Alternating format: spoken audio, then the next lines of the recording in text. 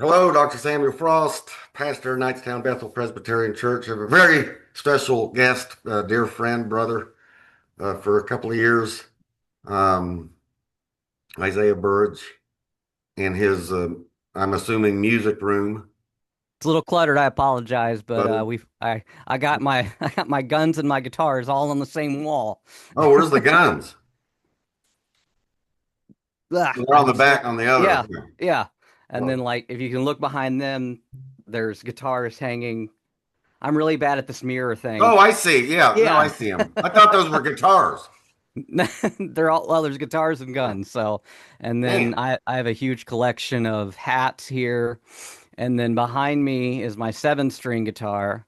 And below me, I don't think you can see it, but is my Line 6 Helix, my floorboard where I record everything to this PC here. And usually when I'm recording, the camera's over here and you see yeah, me yeah, yeah. against the PC. But my webcam isn't really able to go over there. So this is Isaiah's messy mess. But honestly, even the richest of musicians are kind of still cluttered in their music room. It just we just have to have more and more gear. You never have enough gear. One more. Speaking of which, I wanted to share this real fast. Okay. Um, and play this if I can. How do you hit play here?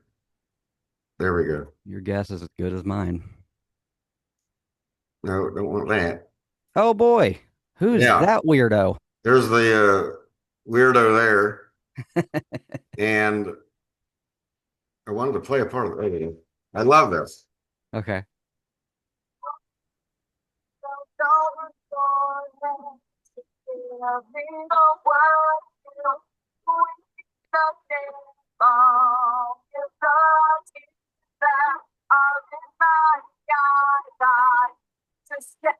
Anyway, anyone that can check out Isaiah Burge on his page, which is YouTube, which is what? Isaiah. I just Google Isaiah Burge Sure. YouTube and you pop That up. that you can that'll work if you want to go directly to it. Just search Isaiah Burridge Music in the YouTube search bar. My name is the biblical way, Isaiah Isaiah, and B is in boy, Urrid, G is in God, E, and I have to spell it every day for doctors and all the people that call me, and I still get the weirdest pronunciations of my name, my first name and my last name. Uh, Isaiah Burge? Isaiah Burridge. Yeah, it's like Burr, I'm cold, and I'm also on a Isaiah ridge. I mean, Burge. yeah. So a couple months ago, I was sitting in the oncology waiting room going to see my oncologist, and the lady comes out and goes, "Mr. Baritis?" And I go, Baritis. I didn't even look up. I just sat on my phone because that's not even close to my name. And she goes, Isaiah. And I went, Baritis? And I said, it's Burridge. And she's like, oh, all right. And I'm like, I don't even think she tried. Yeah. It's not even, I mean, Burridge. It says Yeah. what it says. I mean, it's So not as easy as Frost. Frost is easy. That's real easy.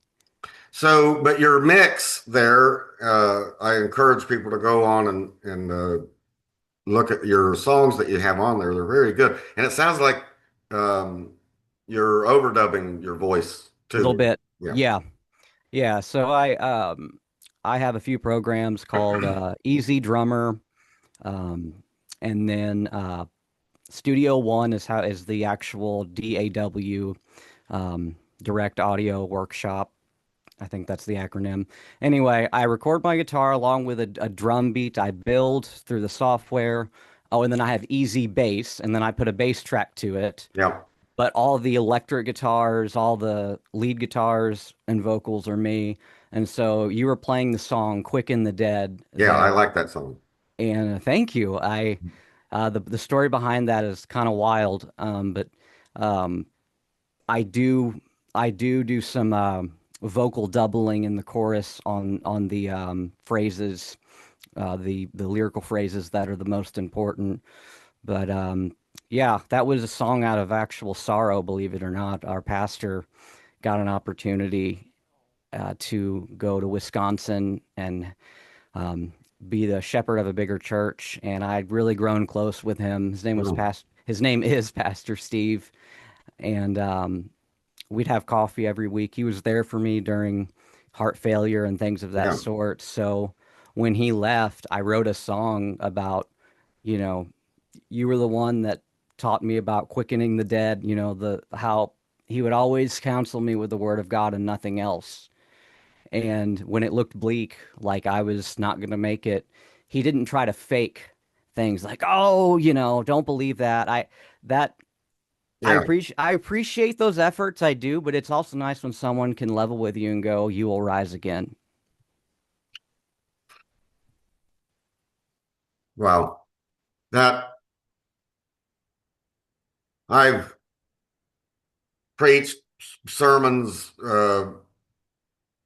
dealing with as a pastor, you have health issues in the congregation and things of that Yeah. nature over the years, and have unfortunately presided over many funerals. And people say, "Wait, why didn't God answer my prayer? Why didn't Yeah. He remove the cancer from my wife or whatever?" Um, and I preach resurrection. He will. That Right. prayer will be answered in resurrection of the dead. Yeah. He by his stripes we will be healed ultimately. Ultimately. Sometimes in this life, but certainly in the next life, that prayer will be answered. Yeah. And that you see people's perception, they never think about. They like, oh, I never really thought about that. Yeah, this is temporary. Yeah. You and anymore, my mind is on things eternal.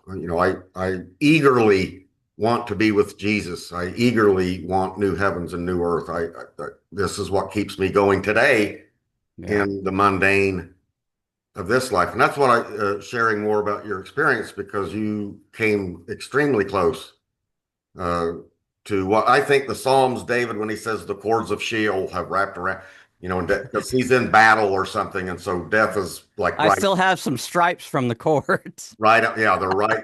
I think that's what he's saying is these near uh, aspects of death. And David is saying, but you delivered me. You saved me from that. And we start looking at that in practical terms from car accidents that I Yeah. have avoided and thought, oh, Oh, gee, yeah. would have been a That's it. glad I saw that in a split Yeah. second, because that would have been horrible. Or how And I about think when your my heart plans is, oh cancel? God, you've delivered me. You Yeah. just saved me. Thank you. Or when your plans cancel and you wonder what could have been in your future, what Yeah. maybe he was protecting you from. I think you'll see those things in eternity, because what does Yes. Paul say? We see through a glass dimly lit. I can never word it right. Yeah. Yeah. Yeah. So I I've had my entire life. I am 32 years old. My entire life has been almost almost in sheol. Yeah. Yeah. In fact, I wrote a song called Sheol Below because David says, I make my bed in Sheol below. Yep. Yep. And when I got diagnosed with heart failure in my 30s, all I did was like lay in bed because moving felt like trying to climb Mount Everest. Um, when your Can you heart's not imagine? working right, nothing works right. And so to start this discussion off, I was kind of born this way. When my mother was pregnant, they did an ultrasound, and the stenographer, not stenographer, yeah, no, that's not what I'm talking about. Wonderful. Yeah, the person doing the sonogram, You were we're born tripping in over my court. Were you words. born in a court No, courtroom? no. And so, anyway, he or she sees something kind of weird, and my mom could obviously tell by the look on their face, and then they bring more people in to look at the image. Yeah. Yeah. And they're like, no, no, no, no, ma'am, it's everything's okay. And it's like, no, it's not.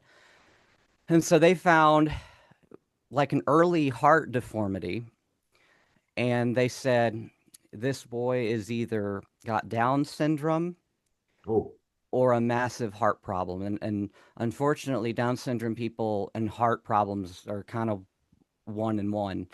Um, it's not just a mental. disability. It can also be a lot of heart problems too. Yeah. And so as I developed a little more, they could diagnose it as I was not going to be born Down syndrome. I had a heart defect called hypoplastic left heart syndrome. And in English, as I always say, the left side of my heart was not formed. It just kind of, there's kind of a void there. And so I could have either been born stillborn, or if I made it to term, I would have to be just put on all sorts of machines to keep me alive until I could wait for an infant heart transplant. Yeah. So I did make it to term, obviously, and I waited 6 weeks and I received a heart transplant from a twin boy who passed away of, we don't really know because of HIPAA. We kind of assume like a SIDS kind of thing, sudden infant death Yeah. syndrome. And he was born 2 days apart from me. I didn't know they could do that kind of surgery that early in infancy. Yep. Man, They've been doing it since the late 80s and early it 90s. has to be early. Yeah. I'm That's in the first generation of heart transplant kids. so do you have because of that clinicians and or doctors that monitoring your life just for information for them, Yeah. to with others so that I'm they I'm can get living data. statistics and Yeah. I'm living data. I've agreed to every yeah, study there yeah. could be. Every time I've had a massive hospital stay, I sign off on, hey, can we take the blood that's tested on, and when they're done with that, can we look at it? And I go, sure. And I that's mean, they, helping others. I mean, yeah. that's giving them information they want. My conspiracy mind is like, well, now they got me. Yeah. Nah, But they've had me, yeah.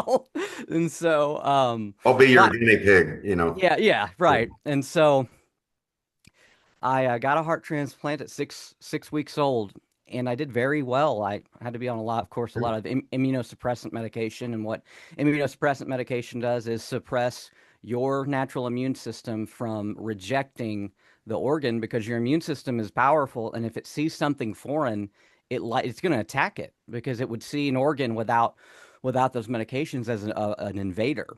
Right. And so my immune system always had to be not not so low it didn't work, but it had to be suppressed. And because of that, I stayed sick as a little kid into my teenage years. I was homeschooled due to when they tried to enroll me in school, I didn't make it 6 weeks. I had the Yeah. flu twice. I mean, it just I'd still be in school Right. right now because I would have missed so many days. And I was homeschooled. I graduated by the grace of God. As it And always. yeah, and And by the time I was 14, I had started to go into a kidney failure because unfortunately, things like cyclosporin, which is one of the medications I was on, just kind of um, knocks away at the kidney function over a period of years. right. And when you look at the literature, it's really interesting. And all my friends who have had heart transplants at almost, basically birth, by the time they were around 14 to 16 years old, they had to get a kidney transplant. It's like ubiquitous. Right. And so I didn't even blink, man. I knew I felt bad, but like when you're 14, you push through anything, Like I had to take more naps, but I just kind of thought I was lazy until somebody told me there was a reason for it. I And imagine so, there would be, a lethargy that's just a look, natural lethargy that comes up. exactly. Yeah. And so, I could drink, 60 ounces of water and it would not process to urine for nearly a whole day. And I wouldn't go to the bathroom because there's just no, it just toxicity would build up. Yeah. And that can also cause brain fog and all sorts of issues. And so I limped along with that for about a year, and I got signed up for a kidney transplant for, I believe it was the summer of 2009. And I only waited a few months, and October 17th of 2009, I got the call. And my sister tested too. So we had this, they'll do this thing where they'll test your family and you're also on the list if there's a match. Yeah, is there Well, hereditary yeah. thing going on? Your parents or grandparents have a history of? Yeah. Okay, My grandmother died of congestive heart failure yeah, on my father's side. My father passed away not too long ago due to congestive heart failure and possibly a cancer. We don't know. He just went so fast. And so, dear old dad gave me these genes. yeah, And so, um, I got a kidney transplant at Children's Hospital, St. Louis, Missouri. I live here in O'Fallon, Missouri, in the St. Louis area. And it was interesting because I was supposed to have a friend over. It was a Friday. And I had to call my friend and go, "Hey, I can't do tonight. I gotta go get a kidney transplant." And he goes, "Oh, well, you should probably do that." yeah, We were just kids. And that next day, I got a call on the 16th, and that next day, Saturday, I went into surgery on the 17th. And man, like I said, it didn't blink. I had the pain for 6 weeks from they put it in your abdomen right here. yeah, And so, yeah, you got to get up and then coughing hurts and all that. But, you know dang well that a 16-year-old man versus a 32-year-old man recovers very differently. yeah, yeah. Yeah. And so and now I'm still considered young and a good candidate for transplant, From my but perspective, you're young. yeah, I'm but 58. I'll be they, 59 in May. So, they do transplants on 60 and 70-year-old people wow. if they're a match. Yeah, and if they're a candidate that they'll take care of themselves. And I Um, imagine the breakthroughs that they're doing with this kind of stuff is due to the folks like yourself that is providing sure. this because it's empirical, Yeah, it's inductive. So they're trying to connect dots, and sometimes it works, sometimes it doesn't. it But the doesn't. more information they're getting, they're like, oh, this is what, um, where we've been missing it. Well, actually, we can bridge that gap. Right. And So you're one of helping others.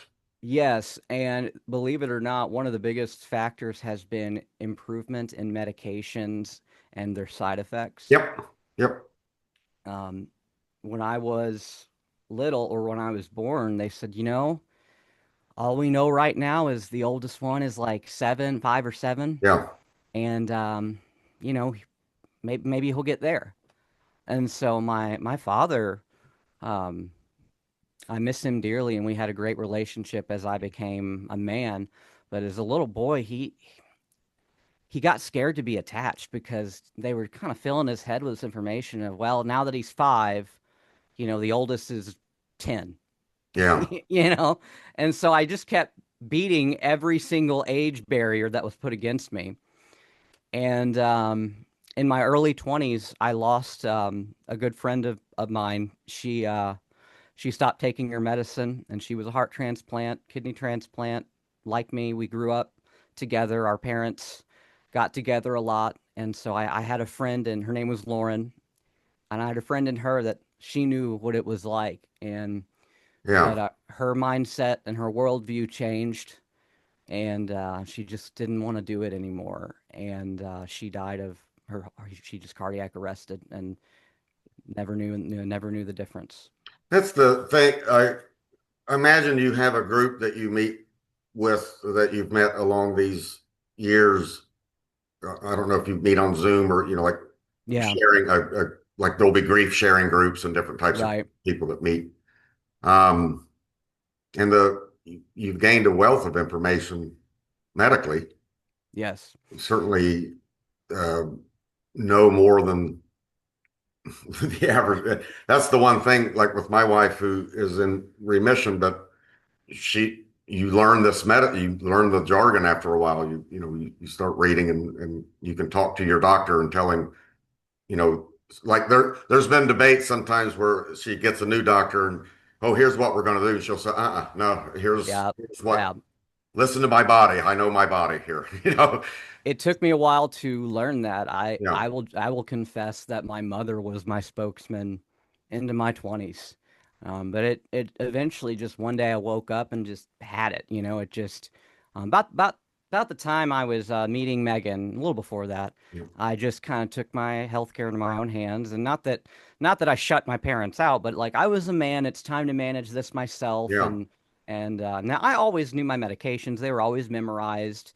I knew how to talk about myself, but if there was a big issue, um, I got so scared that I just kind of collapsed into myself, and my parents spoke for me. And that's actually not rare among kids that are like me. How has this shaped? Because you hear in neurological studies of, prefrontal cortex trauma. Yeah, It can come in a variety of ways. It's not just abuse. It can come through sure. all sorts of ways. Um, and how that changes perception psychologically Yeah, with someone who, like myself, I just got a fever last week. And this was the first fever I've had 20 years. I yeah. I don't I just You're one don't of get those I people. don't get sick. I Yeah, just don't, and I eat like a idiot. You have me to watch too. that. Well, and then so my wife's doing these blood poke tests and Yeah, testing my thing, and she said, "Oh, your oh, you're a pre-diabetic or whatever, hypertension pre."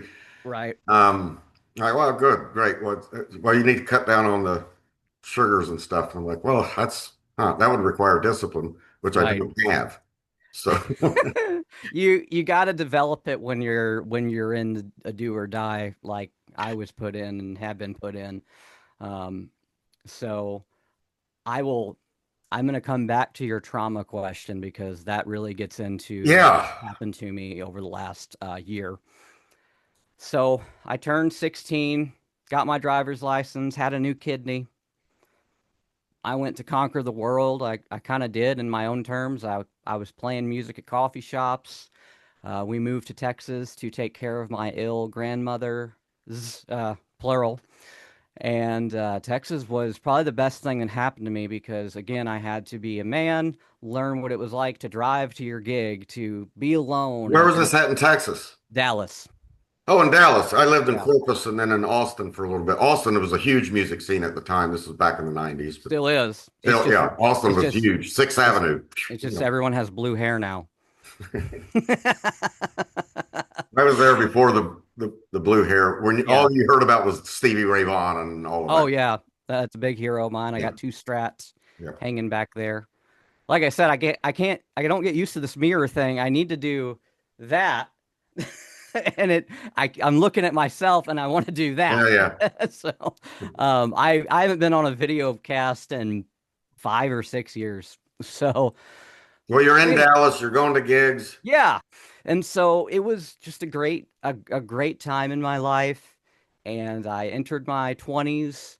And by the time I was 24, we moved back to Missouri. I was still living with my parents. I didn't make enough in gigs to move out, but I was working, and my parents were like, kids like me who are in transplant, most of them live with their parents well into adulthood. And I know that's not even rare now among healthy kids due to what's going on in the world. But, um, 15 years ago, there was a little more push for everyone to be out on their own, at least by their 21, but certainly wasn't me. And so we moved back to Missouri, and a couple things happened to me personally. I did go through a divorce. I got married in Texas, and she left me for another There's man, a song right there. I got married in Texas. pretty much. I got married in Texas.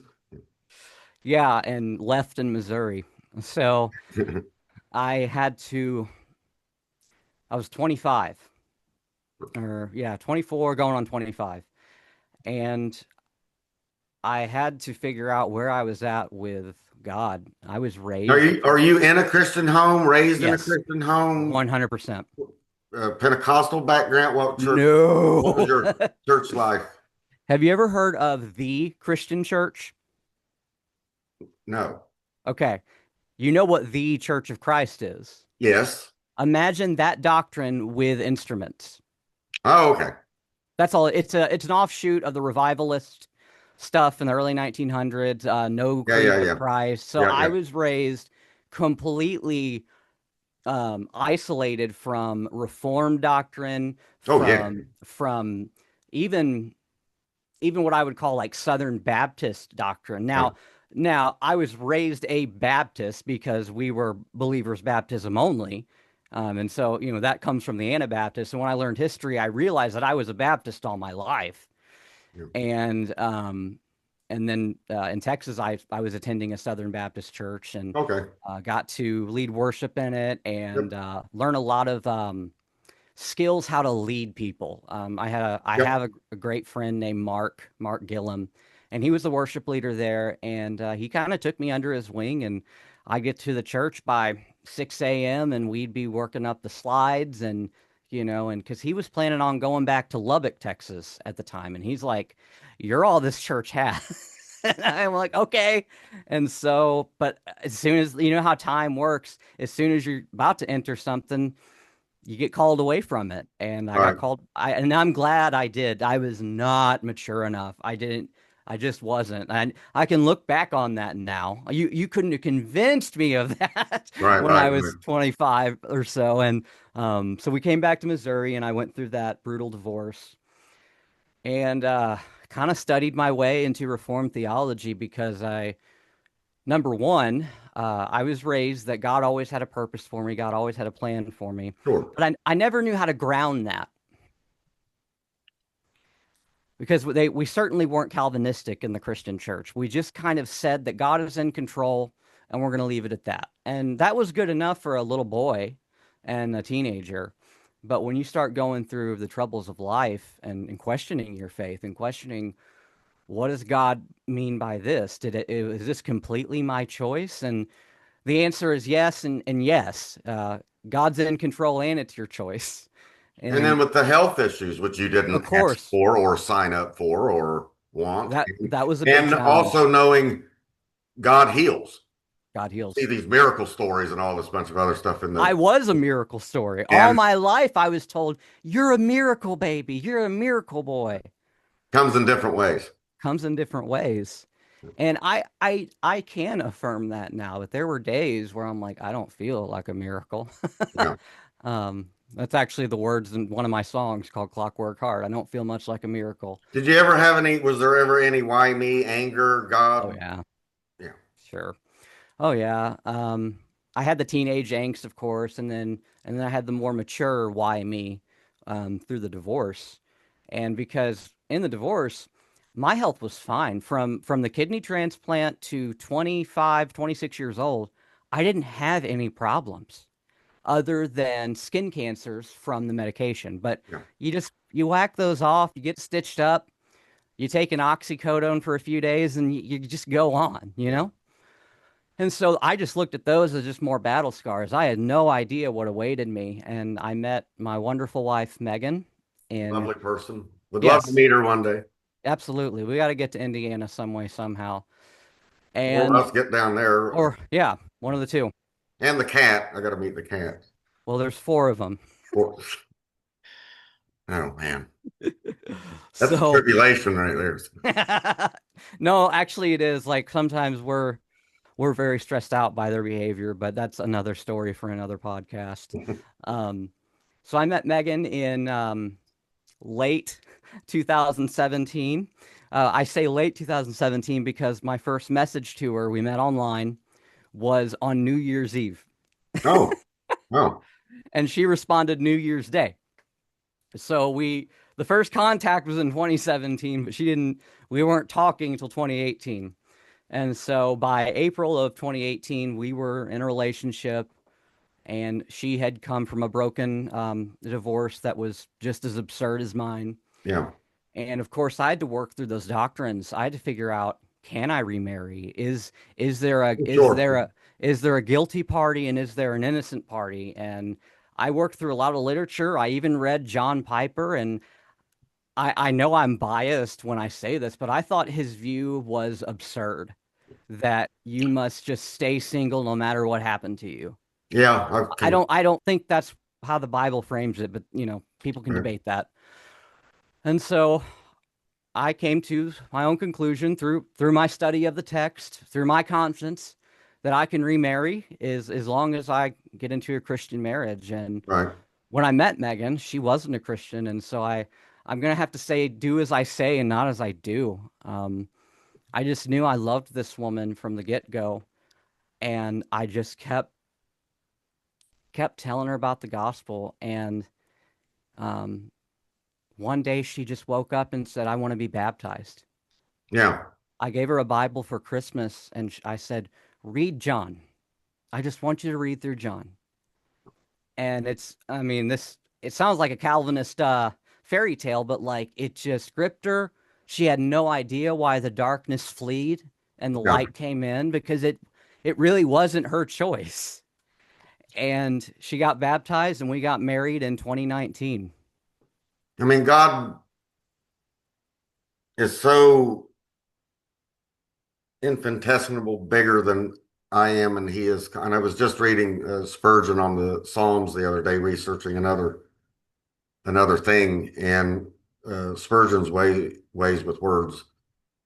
Um, but on this psalm, that God is 24/7 working, ruling, reigning, and we don't see an nth degree of what it is that he's No. putting and orchestrating and putting together. And I rest in Every that. cloud in the sky was worked by Every his hand. Yeah, it's like every raindrop, every blade of grass, every Yeah. it's God, our God reigns. And it was in Psalm 96 that I was reading his, and it was like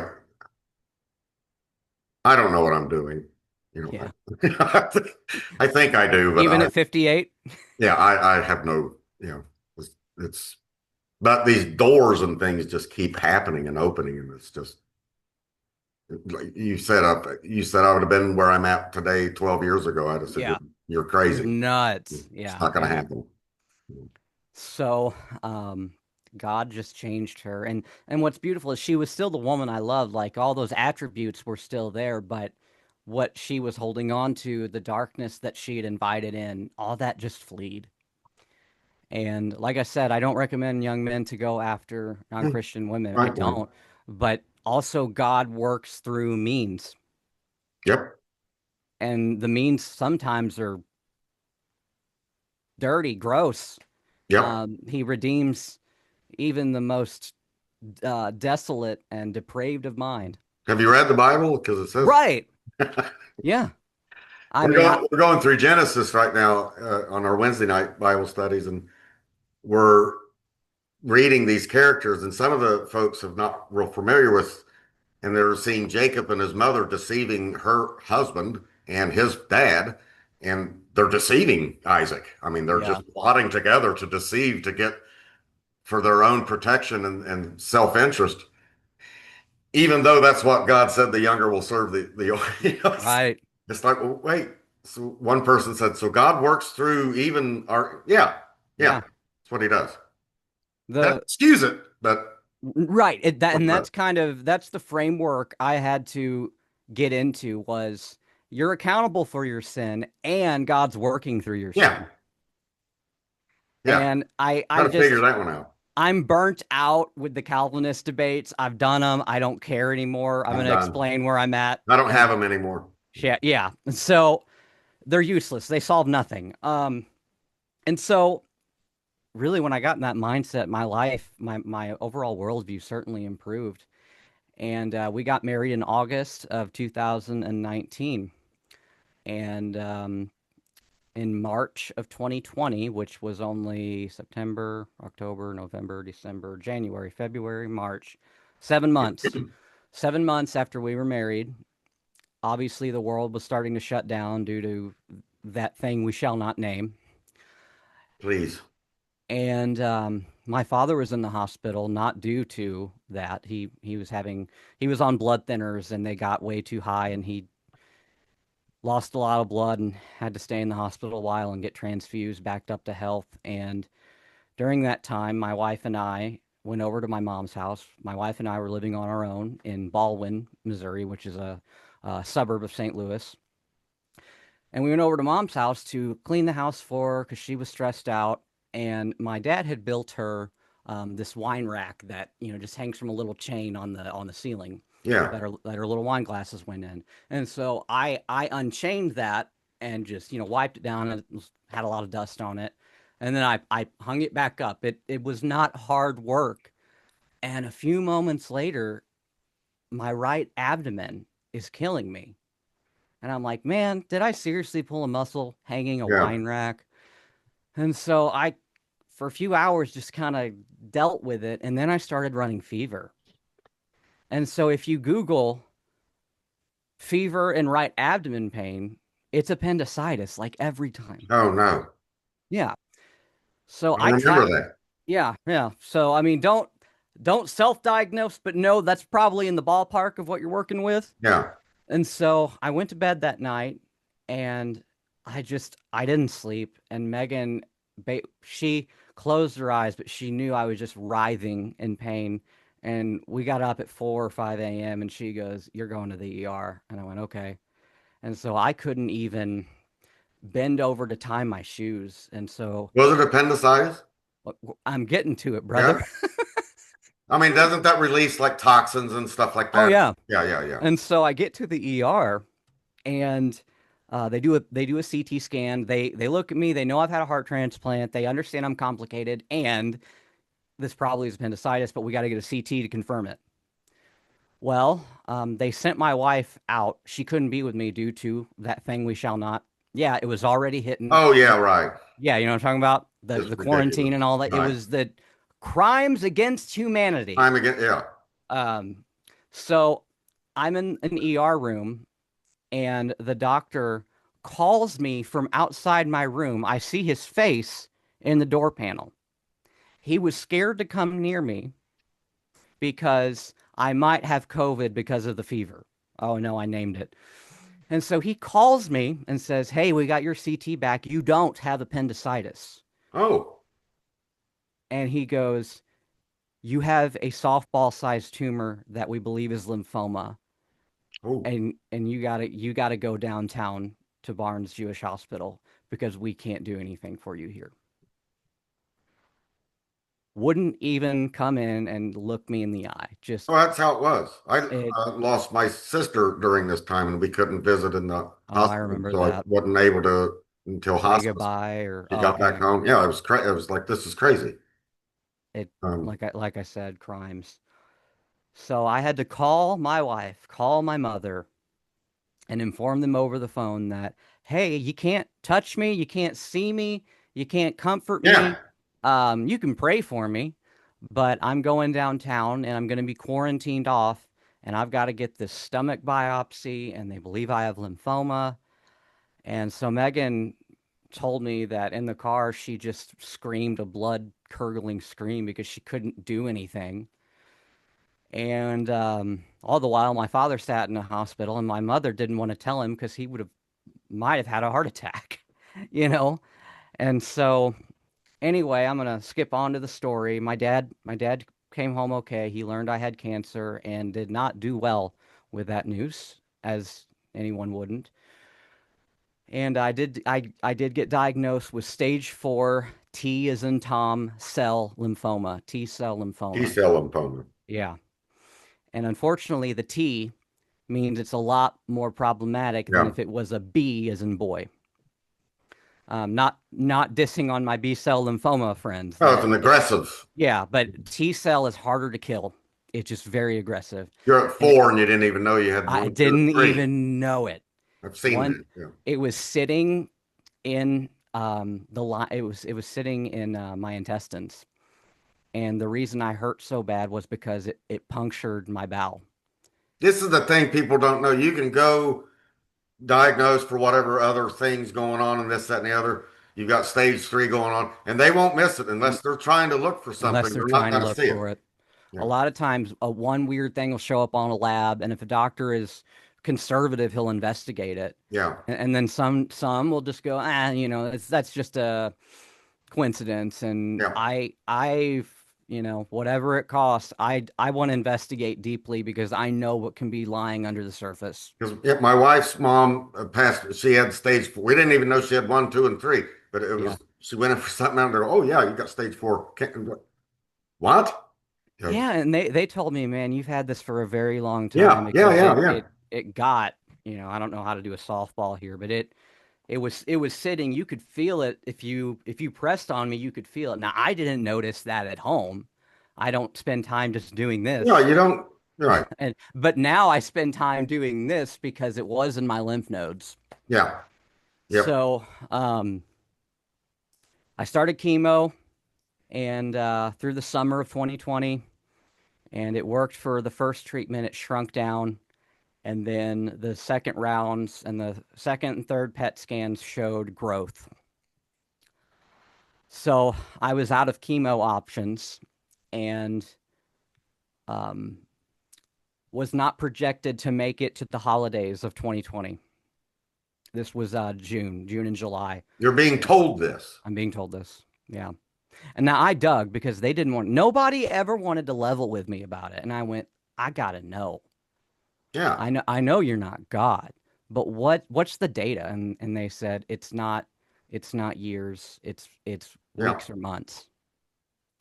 And I went, okay, that sucks, but thank you. I'm not mad at you. Right. And so No, I would want to know. yeah, and I know some people don't, and that's okay. I No, I'd want respect to know. that, but I'm too analytical. Yeah. I've got that type A personality. I want everything organized. I know that sounds baffling if you look behind me, but it is organized in my own way. Um, It's so like that movie, like, Dumb and Dumber, yeah, where he asks, what are the chances you and I hooking up? And she said, like, one in a million. And he's like, so you're saying there's a chance? there's a chance. Yeah, I want to know that. yeah. And so my doctor approached me and she said, usually clinical trials are written to exclude people like you who have transplants because you guys are already too complicated. However, Right. we can start you on this home run, try to home run clinical trial, and you're not written out of it. You can go on it. We're going to get insurance approval. It's going to be 2 or 3 pills a day, and then 3 4-hour infusions a week. So my time I lived at a place called Siteman Cancer Center. And those are kind of ubiquitous here in the St. Louis area. There's one in West County, South County, St. Peter's, down at the hospital. And so it's a place for just people like me at the time. So we're secluded from everybody but people Yeah. like us. Just high specialists Oh yeah. Oh uh, yeah. White around coats the world. everywhere. Yeah, we're looking. Yeah. Yeah. So I went Because on you that do clinic. have doctors that care. They really, I do. what my sister was going through, you could see that, man, they want to beat this. Oh They yeah. they want so much to be able to beat this. And I have this problem of I can make friends with a wall. And Yeah. so there's only probably one or two doctors in my whole life that didn't enjoy being around me. Like everyone wanted to stay at the bedside and hang out, and then they Yeah. had to get called into another room. But I can find something in common with just about anybody. Yeah. And so, yeah, I had people on my team that were crushed that my I was regrowing the cancer. Yeah. And they couldn't have taken it out, by the way, because lymphoma is a blood disease. It just would have came back. So you have to defeat it by the cell. You can't just take it out. Yeah. So anyway, I went on this clinical trial. I was on it for a month or two. I believe I started it in August. And August through September, I started to feel better. My beard grew back because I was totally hairless due to Right. chemotherapy.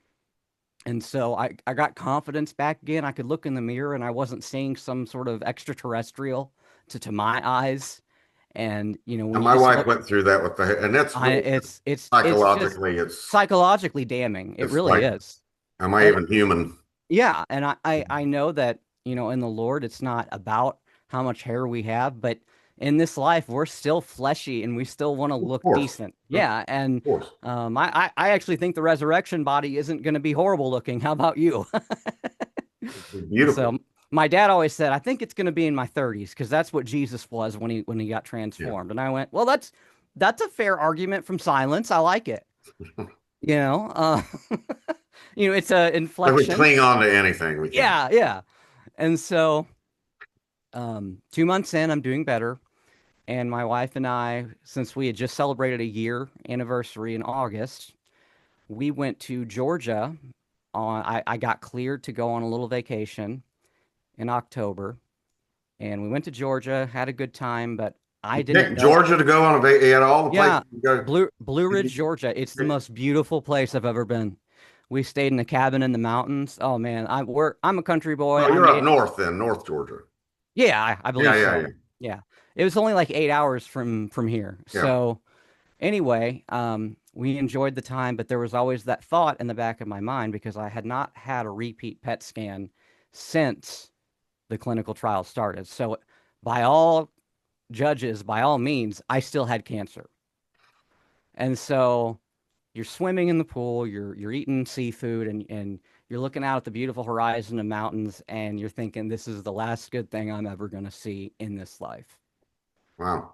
My wife is going to be a widow in a year of marriage. I've never had those thoughts, so it's They're difficult. pretty they're intrinsically tormenting. Yeah, yeah, yeah. I would imagine. So we get back, and my PET scan comes up in a few weeks. It was early November. And I go get the PET scan that morning, and it takes kind of all day for somebody to read the results. So I'm back at our condominium, just rocking back and forth. And 5 o'clock comes around, and my wife gets home from work, and she's like, "Nothing." And I said, "No, I'm sitting by my phone." And I said, "Look, I'm going to take the trash out." And so we lived upstairs, so I went down a few flights of stairs, through the trash, and a storm in November, a thunderstorm, it was actually a severe storm, was boiling in the clouds. And I thought of Job when Yeah, when God showed up as the harsh weather, the yeah. tornado, whatever you want to call it. And because I do believe the weather is the Lord's hand, and so I looked up at it and I If you said, read the please, Psalms, he is. yeah. Yep. And so I just said, God, please just take me now or give me complete healing. I don't want to keep jumping through hoops. And Understandable. I wasn't mad at God, but No, understandable. I was desperate with God. Yep. And so I'm not kidding, man. This is not me exaggerating. I walk in the door, close the door, and my cell phone starts ringing. It's my oncologist because I already put her name in my phone. I know exactly who it is. And so I squeak like a mouse and go, hello. And she goes, "Hey, I'm sorry I didn't call you earlier. I got stuck in a meeting." And I'm like, "Okay, that's cool." Here's And the she doctor. goes, "Yeah." And You're either on the golf course or in meetings. It's one. yeah, yeah. And she goes, "I finally have good news for you. We can't find it anymore. It's your tumor has shrunk. Nothing's lighting up. I'm reporting this right now in the data set system as a complete remission." Wow. Praise the Lord. I screamed like a girl. Yeah. Can you do that now? No. What did you sound like when you? I just hysterical, man. I mean, I had just been carrying this weight of I'm gonna die soon for 8 months. Yeah, and it it was over. Yeah. So I thought. Well, I had to get a bone marrow transplant, and this is the so gift that keeps on giving. yes, and so I'm cancer free, and they kept me on that clinical trial to keep everything dead until I could go through the insurance process and the donor process of a donor bone marrow transplants, and the donor ended up being my mom. Wow.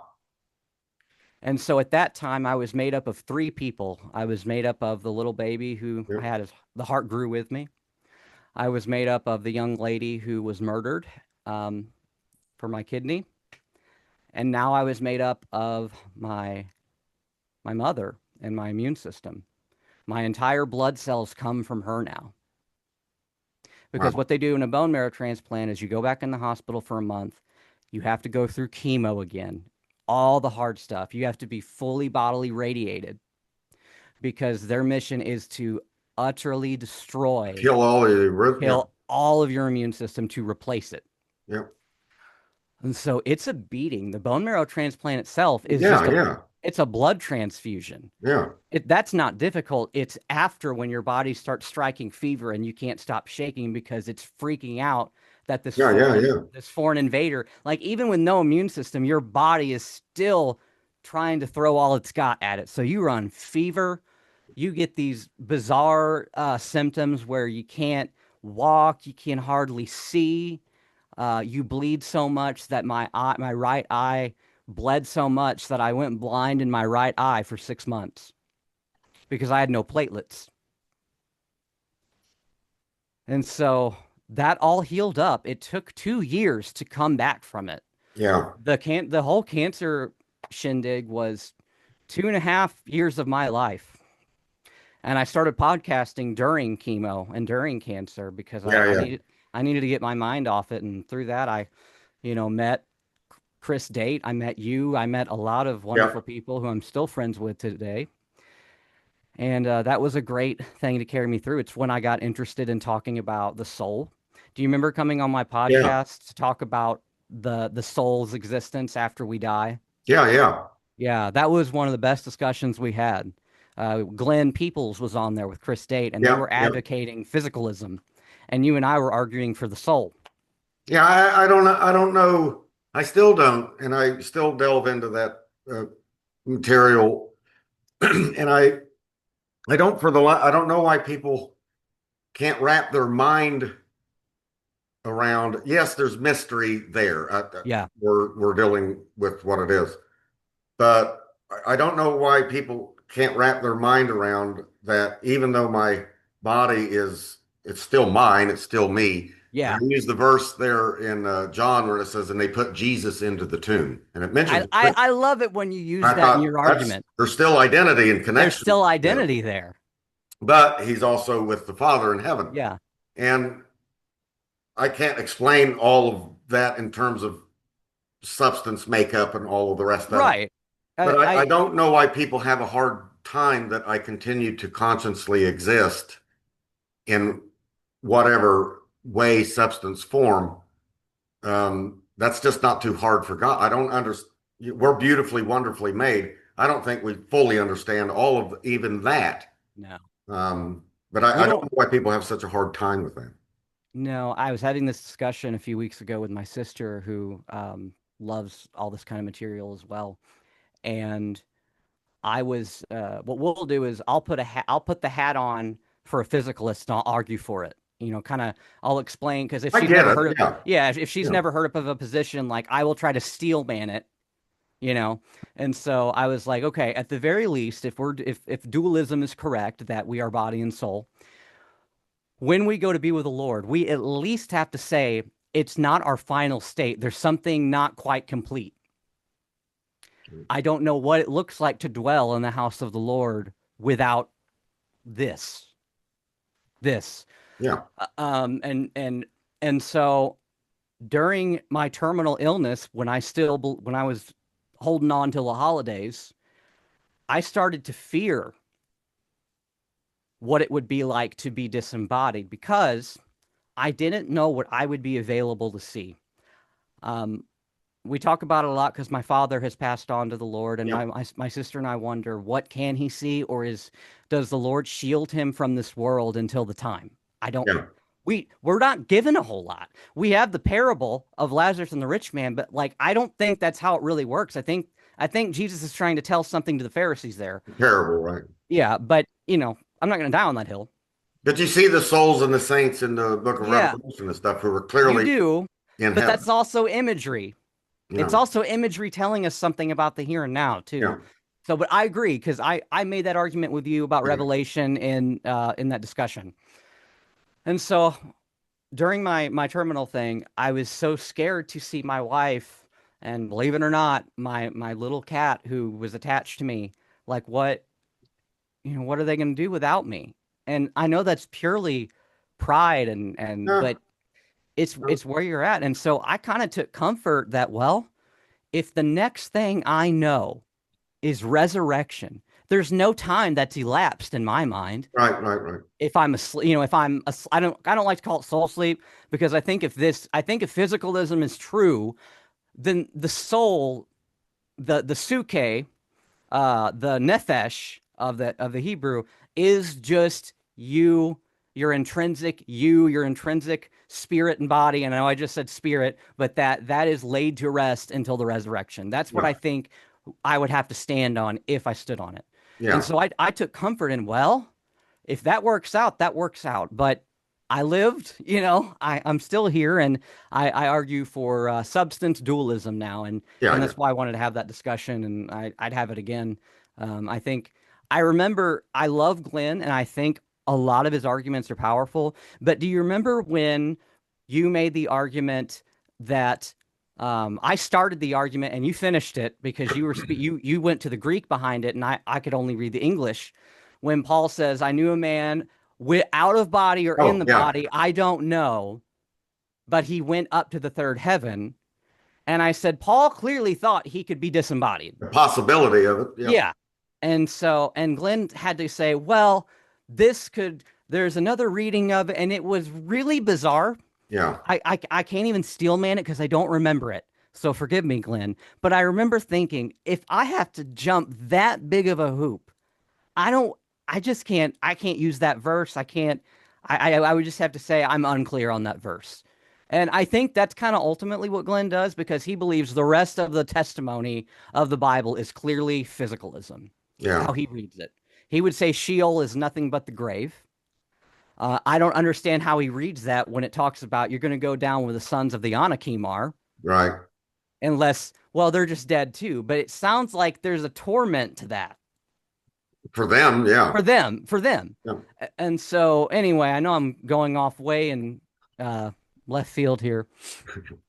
So Well, my main thing on that when they say soul sleep or not, yeah, and I always want to put well, what is it that is sleeping? What is it the that body, is not conscious until resurrection? the brain. What, yeah. So That's what all they is can the say. it there that goes to the Lord? They say, well, we go to the Lord, and I said, well, what is it Yeah. What that did Paul mean by go to individual? be with the Lord? And it has to be individuated. Yeah. Bob from Tammy from Kim. From Sam and It. So you Isaiah. got a bunch of these its there. Yeah. Uh, there has to be some existence. It can't just be evaporated and it's only in memory of God's mind and then God breathed. Yeah. It, so and that usually gets them. Well, I don't, well, there is a Yeah. You know what the argument there is for? Have you ever heard of the ship of Theodosius? yeah, yeah, Okay. So someone like you or me would say, um, if every piece of that ship is replaced over time, the only it about it is the name and the memory. It's not the same ship. yeah, And so if the body completely deposes or disintegrates, yeah. God is recreating you, and basically he has to make a new mind, Yeah. right? Well, if you're talking about body, but also spirit. Right. And so that's so I would argue against physicalism with the ship of Theodosius. Yeah, yeah, And I think some of them will say no, it's the same ship because of the the name, there's an it factor. But again, what? yeah. So I know Chris could jump in and go, "Well, hold on a minute," and probably rip me a new one, but I'm not a. that's maybe we should do that sometime. Yeah, yeah. There um has to be a continuity yeah. of you, the person. I, you know, fearfully, and you knit me together. You knit, and hone in on the word me. You knit me in my mother's womb, fearfully and wonderfully made. You made Right. me. Yeah. So there has to be a constant me, Yeah. um, in both body and soul. And soul. Yep. Yeah, and they're just going to argue that your you is the mind of your brain. Now, not all of them will say that the brain produces the mind. Chris Date actually believes the mind is not inherently created by the brain. Yeah. I believe, but he will also say your mind shuts down when your brain shuts down. I can't remember how he frames it, but he does believe the mind is more than just neurons.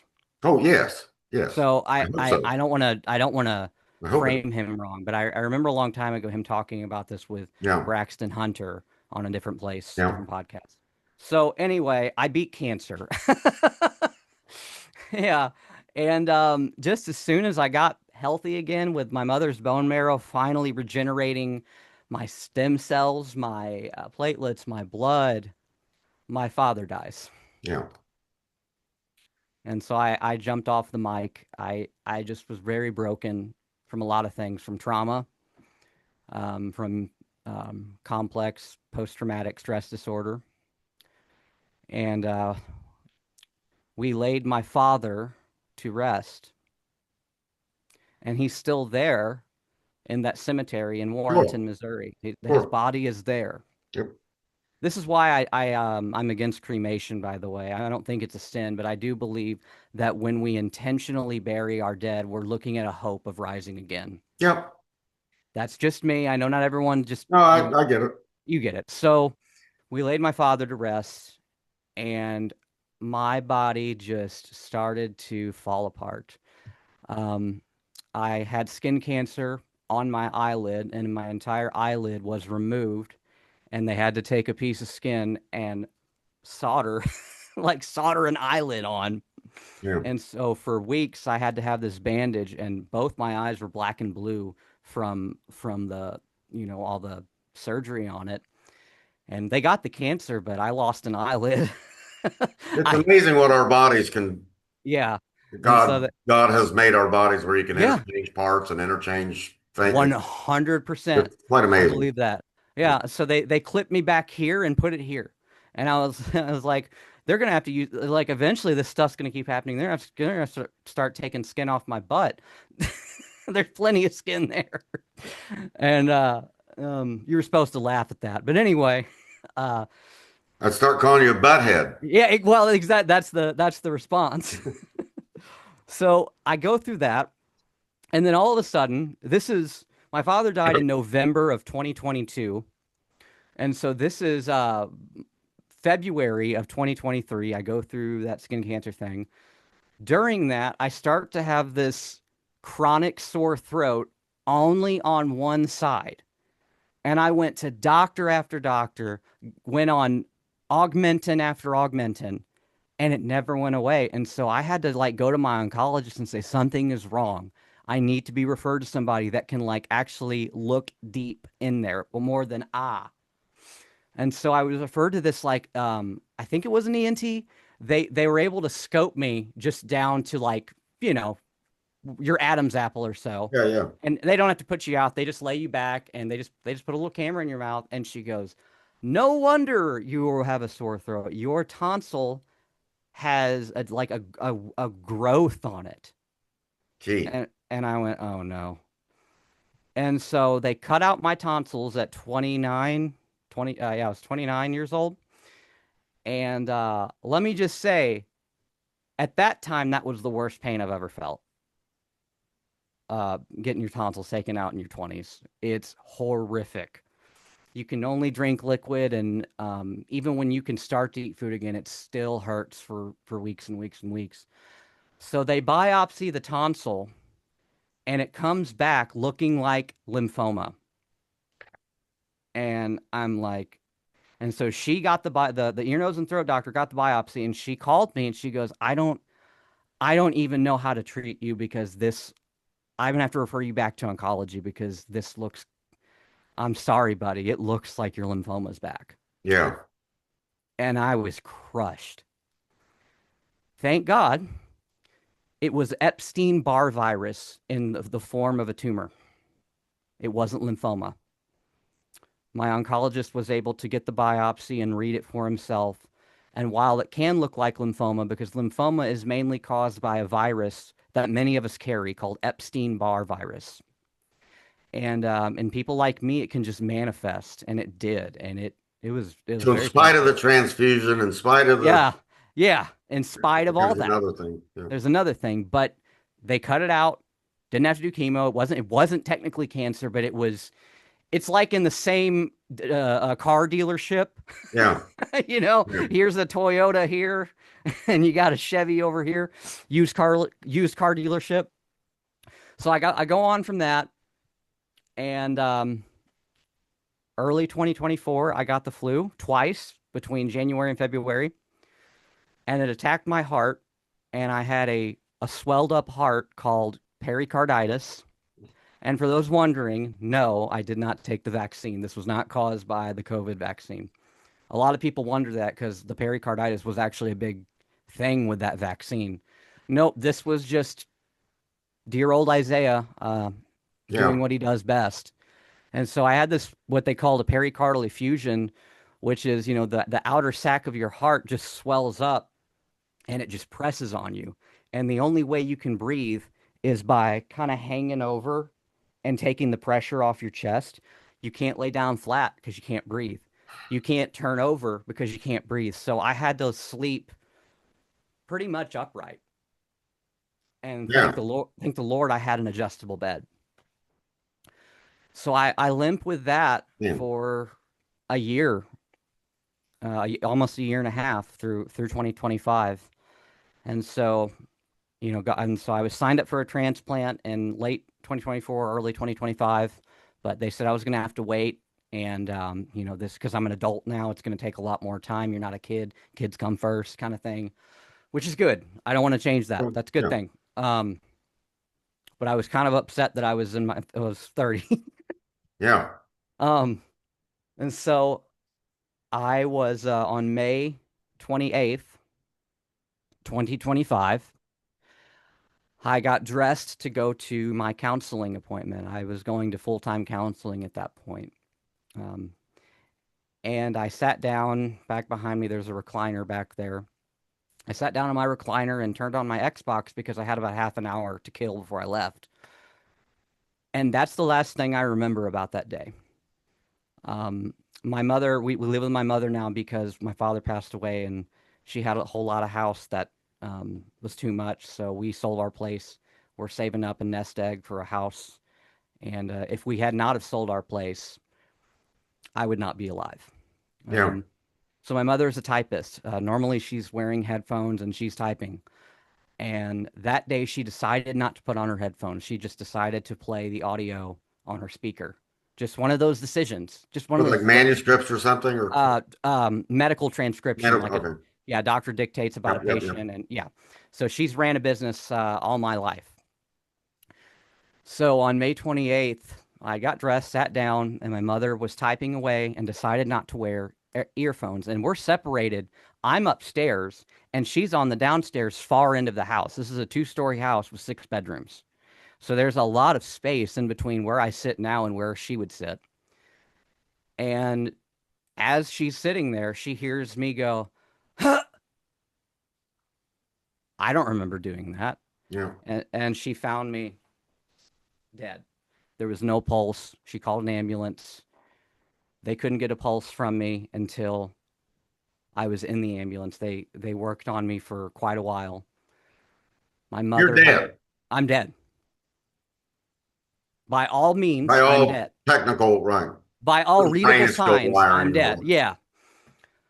And so they get me back in the ambulance. Again, I don't remember this. And mom said I was just screaming because the way they got me back was through like some sort of catheter. I don't know what they did. They stuck something in me and I flipped out. All it took was was that. And so I get taken to the ER because I'm not stable enough to be hospitalized down at the big hospital where all my doctors are. I get stabilized. My wife gets to the ER. A policeman called her. A policeman took my mom's phone from her, and he had to inform her of my possible death. She Yeah. wouldn't let my mom do it. So that my wife had to be like, "What? Who is this?" You know. So I finally get down to the hospital, and I cardiac arrest the next morning again.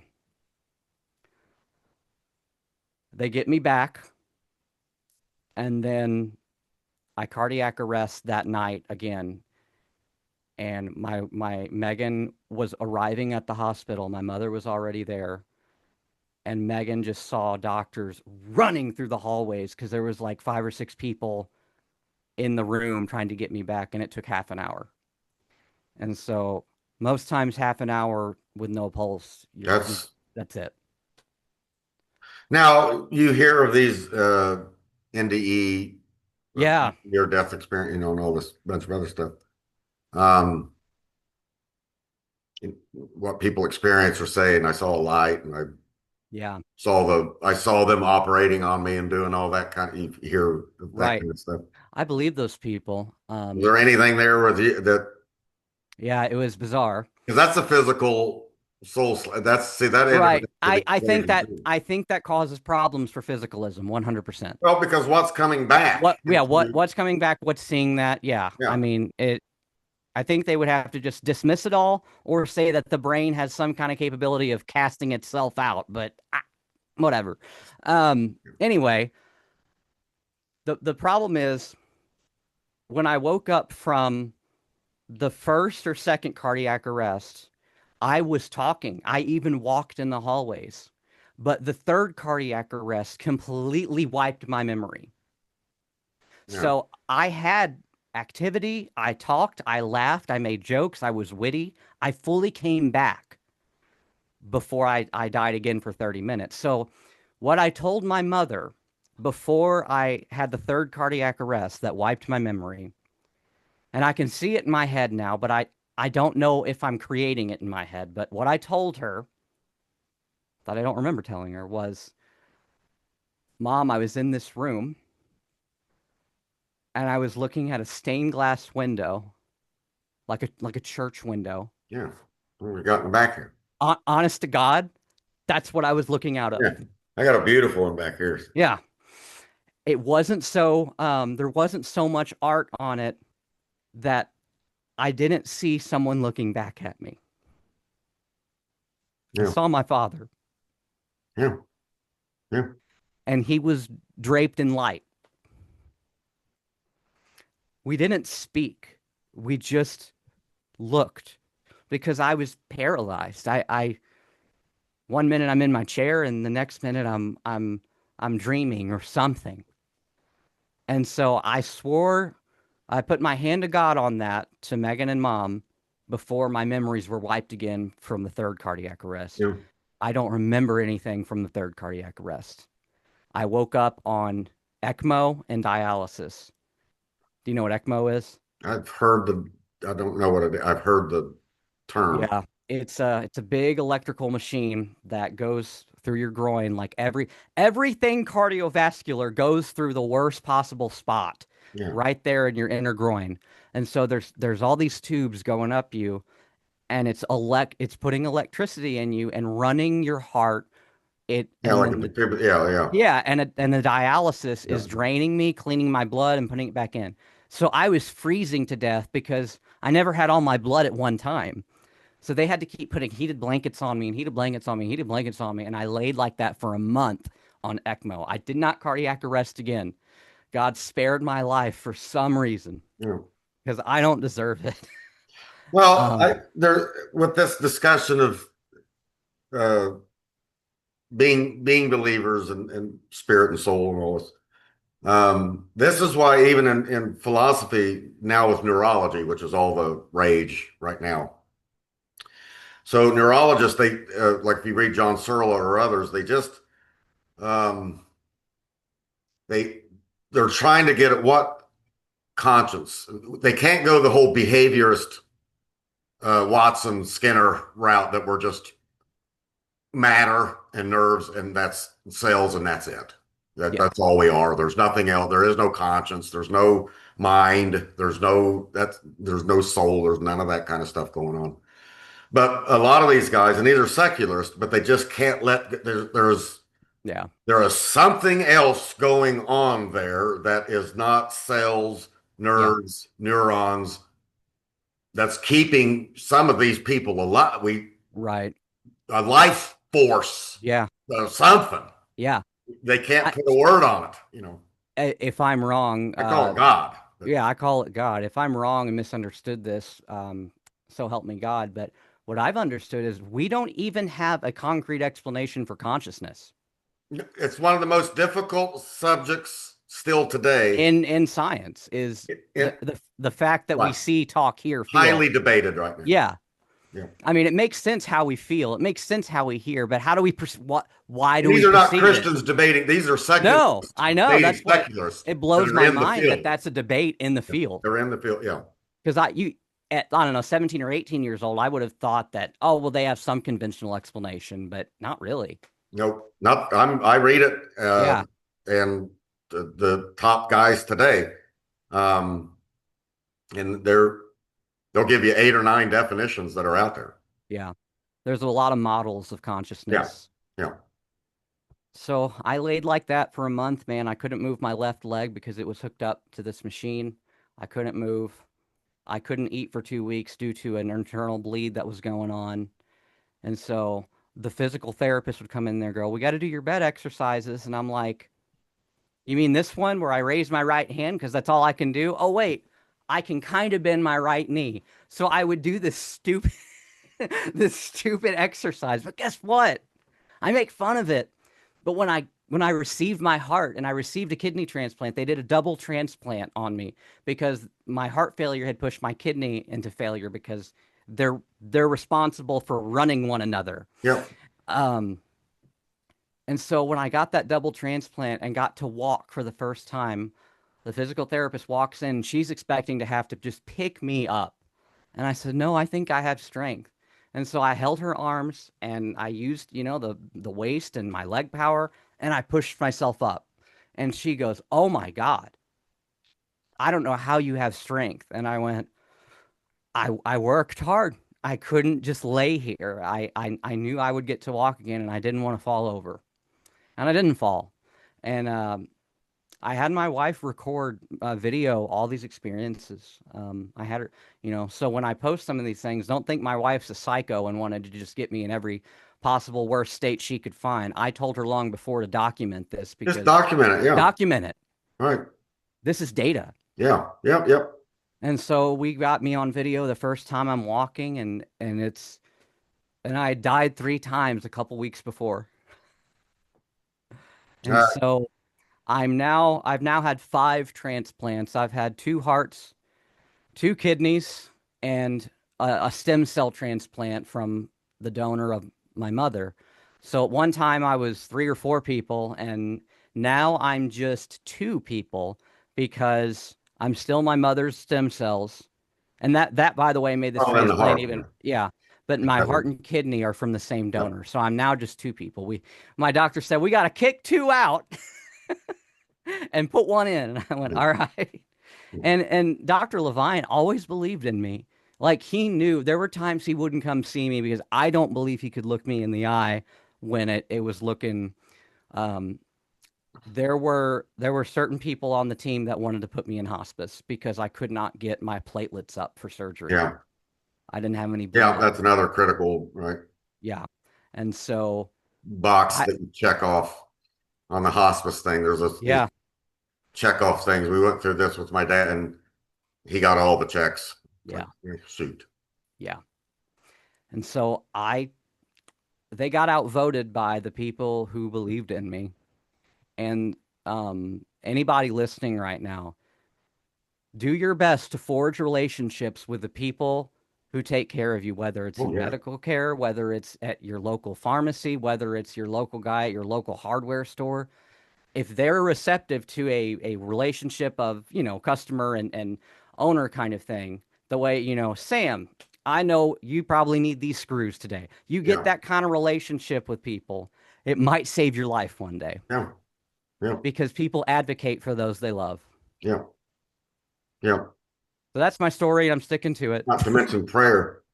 Of course, that Which we were man, watching, people, I was watching what Megan was posting there and just praying, just like, man, you know, and your story, in a way, I envy, because it's this, when you have faith, uh, the Holy Spirit and the faith, um, you have a perspective to be able to. This is all the Lord. There's no way I could have there's no way. gotten through this myself. And then say, well, why didn't that happen for my sister, or why didn't that happen for my? That's the guilt. I'm not. Well, I was going to ask you. Um, there's two things I was going to ask before we close, but there's two things. But the first one was is guilt. Yeah. It's How do you? Because I'm. How would you relate guilt? You mentioned guilt. So yeah. what does that look like? So it's strange because I kind of hold two truths or probably a falsehood, but I hold these things true. I believe it's not of myself that I'm here, other than what God enabled me to do. Yeah, And I also there's people that didn't make it that I have a hard time yeah, even look I can't look at their relatives. I can't because I feel and my counselor and everyone around me is like, you're putting that on yourself. I'm like, I know yeah, that, yeah. but like it just absorbs me like a I think it would be monster. unavoidable. It's yeah, you're gonna have to deal with it one way or another. It's like Even war veterans. They come out of these horrible trench stories. correct. They're friend, and then they come in and like, why? What? He's better than I was. Yep. Why did I live? Why me? Yeah, Yeah. There's why me's for suffering and then there's yeah, yeah. why me's for Weird. prospering. Yeah, yeah. I had So that in recovery. I came back to Newcastle 12 years ago, and I've lost five close friends that I grew up with. I mean, these were my buddies, my pals, and you drug. wrestle around with them. Yeah, You're yeah. quoting Chris Farley. Chris Farley. We're gonna be You're pals. quote We're gonna be yeah, yeah, you're quoting Matt yeah, Foley. Are you living down by a yeah. river eating Living down by government the river. cheese? So, and you hear the story, and they had, overdoses. Yeah. And, I sowed my oats when I was in my, teens, 20, whatever, little, all that kind of stuff. Um, uh, I ventured out. Don't Yeah. live that kind of life. Now, that's the other thing I wanted to segue into because in recovery, so you get people that have otherwise healthy people Yeah. have so damaged themselves through methamphetamine or heroin and now fentanyl that's Yeah. mixed with everything Alcohol. or severe alcohol chronic Yeah. and they brain damage Oh yeah. uh, to themselves, which when I hear a story like yours, I even think more of what in the recovery literature that these kinds of addiction is selfishness. Yeah. This, but it's a selfishness you have to wake up to how selfish the addict is. It's not Yeah. a condemning, it's actually a revelation. Oh my gosh, I'm selfish. And Yeah. that's like the first step towards recovering is like, oh my Yeah. gosh, I'm selfish. It's me. I'm It's the problem. I'm Yeah. how can I be doing this? But I think your story, even though you didn't go through this addictions kind of thing, but your Yeah. story could be very effective to those that are in trying to, give a reason for why you need to take care Yeah. of yourself.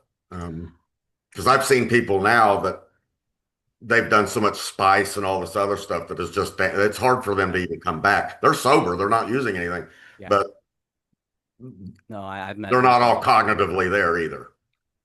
Do you know how many people who have been addicts and they're recovered and they're mostly normal people now? Like Yeah, they're you wouldn't know. you would Maybe never, I know many, and you'd never maybe know. they don't look 40, they look 50. That's about it. People like so many people like that that I've met through the hospitals have Yeah, said, did you encounter that "Oh yeah, substance abuse I encounter those disorder? people all the time It's technically because it's substance abuse yeah, the disorder. hospital's a big place." Yep, yep, yep. And I talk to anyone and everyone that's willing to put Oh, up with me. okay. Okay? I Yeah, mean, when I'm in a waiting room, if I if I if I can read body language that someone might not be in a bad mood, I'll go, you know, man, how are you? Or don't you get sick of these days? And they'll be like, oh my God, yeah, I'm here every other Tuesday. And you just relate. And I've had so many conversations with people who go after they hear my nutshell story of I had all these transplants and these cardiac arrests, yeah. and they go, you didn't even do it to yourself. Yeah, yeah, I yeah. did this to myself. That's what I'm thinking. And they become ashamed. And I'm like, whoa, whoa, whoa. Yes. It's not a It's a good competition. shame, Yeah, not a but bad shame. like, but Good shame. but then it's awkward for you who didn't ask for these Yeah. things. I mean, correct. Yeah, I've eaten some trash. I still drink Coca-Cola. That's a bad thing, and I've been highly critiqued for it by people that it's none of their business. But um, as far as drugs and alcohol, I enjoy a beer. I've never had I've never had any sort of hard drug other than I have had fentanyl through an IV. Well, that's You know medical. what I mean? So I now here what I do Just the relate people you with. mentioned oxycodone, so people start to, like think like Rush Limbaugh, who would never do anything like that, but he Yeah, gets addicted. He he gets smoked a addicted to this cigar. stuff. He got Now addicted he's to doctor Percocet. shopping and he's doing all the stuff that addicts do. You Yeah, know? he got addicted to Yeah, Percocet or yeah, hydrocodone, one or yeah, two. And I've been that high, and oh yeah, yeah, it feels great. I understand why you would want that, yeah, especially when you're looking at four walls and a nurse every hour to take your yeah, blood yeah, pressure. yeah, Why you'd want to be out of your mind, yeah. but you can't take that home, Nope. other than what's prescribed for you. And I see there's people, I've got a strange opinion about this because I form my opinions by my own eyes and data. They say there's addictions that can be hereditary, and if your grandfather and your father was an alcoholic, you should probably stay away from alcohol. I think those things are true. And I also think people make choices. You know what I mean? It's a Because there's some people that go so far with the hereditary theoretical love mixture that of. they just kind of take all blame off the individual. And I can't do, as a Christian, I can't do that. And AA has been accused of doing that. If you read the close Yeah. literature, closely AA literature, it does not do that. It It doesn't take the blame off the individual. no, no. That's probably good. And by like, I'm compassionate for these people. I've met them, I've seen their problems, and I understand the highs that they've had. It's a I, phenomenon that yeah. they want to use the word disease, and Yeah. so like That's what drives me crazy. the DSM now Yeah. is substance use disorder. So it's just this. There are some people that'll be at a party, they get a hangover, or they'll get a DUI or something like that, and then Yeah. that's the end of that. They're That's like, I'm it. not They're doing done. this ever again. And that might even use Coke at a party or Sure. something, and they just like, oh gosh. And then there's others, DUIs, divorces, family, and they just keep going back. Yep. And it's debated. It's Yeah. well, What? there's many factors, but like you said, if you grow up in an abusive there's a lot of trauma, Right. Oh yeah. very early trauma. Yeah. And I'm shooting this up and where I'm smoking this, and all of a sudden I feel like Clark Kent Superman. Exactly. I'm invincible. This is for the first time I For feel the good about myself. Yeah. I I don't don't hurt blame you. anymore. And Nope. my father lived in chronic pain. He was on prescription Oh, painkillers sure. for Right. most of Right. my life. Right. And what drove him crazy was they would make him report back every couple weeks. They would count his pills Yeah. Yeah. and then keep cutting his prescription. And hand to God, my father never abused it. He always had a few extra. You've got those that they And do it exactly the way it's supposed to be and written, and then you've got those he that was they lean out punished. in 15 days and they need Yeah. another because they're gobbling them. Yeah, they're gobbling him up. And but he was punished. Yeah. That's the bad thing. That because it's kind of like a covenant. You know how in the book of Joshua they stone what's the guy that stole Aiken. Aiken. Achan. Yeah. There was this covenant punishment on even the Yeah. people They that all didn't got do it. They all got. And that's kind of what it still happens. It's Oh, funny how sure. Sure. the world still kind of works in covenant sometimes. Isn't that interesting? Yep. Yep. Um, Yep. so I've been meaning to talk to you because I've just had so many revelations. Like, I bet Sam has thought about that. Yeah. No, no. Medical, Yeah, people are not getting what they need. Why? Because it gets abused over here. yeah, Disabilities, which I firmly believe in disabilities yeah. and being having sustenance for that.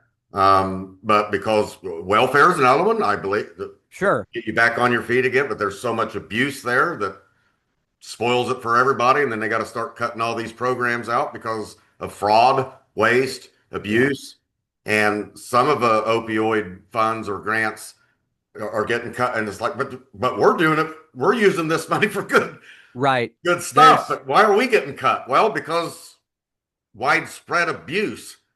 I I hate I it.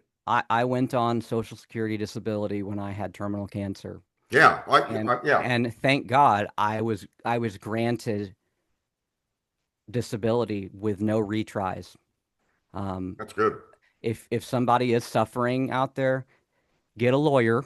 Get a lawyer that only takes a little bit of the back pay. They're out there. Yeah, My lawyer took nothing from me because he had a heart. I was blessed. I owe the man probably $1,000. some lawyers And have hearts. yeah, some. My And this, son's first year law. He's in well, law. that's awesome. Yeah, I mean, your kids are brilliant. Yep. And Smarter than I am, that's for sure. because I got granted disability the first time, he called me and he said, "I'm so happy for you because usually this doesn't happen." Yeah, And I would make more money if we got to keep trying and trying and months and months and months. But he goes, "I just want you to go out and fight and collect the money that you need every month. I don't want a dime." yeah, And I said, "Can I at least get you a gift card somewhere?" And he goes, "No." So I called the secretary and asked him where he likes to eat. And I still sent him a gift card to Longhorn Steakhouse or something like that that because goes a long way. I couldn't live with it. Goes a My long way. my father always he would never take something for free. Yeah, yeah. You know what I mean? And there's a time to be blessed, though. There's a time to accept a blessing. Um, I think some of that, I don't know, some is old school. Like my mom, she's 87. She doesn't. Oh, don't take no charity. Well, and it's just the way they. it's like, And yeah, my and you're parents, 87. the generation has changed to those It's in hard. their teens and 20s. Now it's but I instilled, people say the generation, my two sons are in that generation, but You instilled in instilled it. a work value of which they have. So I don't, and they walked around with cell Right. phones and YouTube. Sure. It's their whole Me, world is, me, mine too. but they're very responsible. So I'm YouTube. I grew up, I didn't grow up on YouTube, but I remember when it first came out and fell in love with it. And I've been Of course. watching it ever since. I thought this is great. 2005. Yeah. Facebook's the same thing. This is Yeah. great. This is fantastic. Yeah, you were finally like, oh my gosh, I can kick any hornet's nest I want. Yeah. Yeah, still do. I'm picking on the apostolic I Pentecost. saw that. I withheld comment, but I totally agree with you there. Well, I was Uh, told recently by one that I'm not a Christian because I wasn't baptized in the name of Jesus. oh Lord, Well, I'm not a Christian. And I thought, well, huh, I had one of those people in my Sunday interesting. school class that I taught a few years ago. Interesting guy. Raised his mother was a pastor in the Oneness Pentecostal. Yeah. And I'm like, well, first of all, your mother's not a pastor.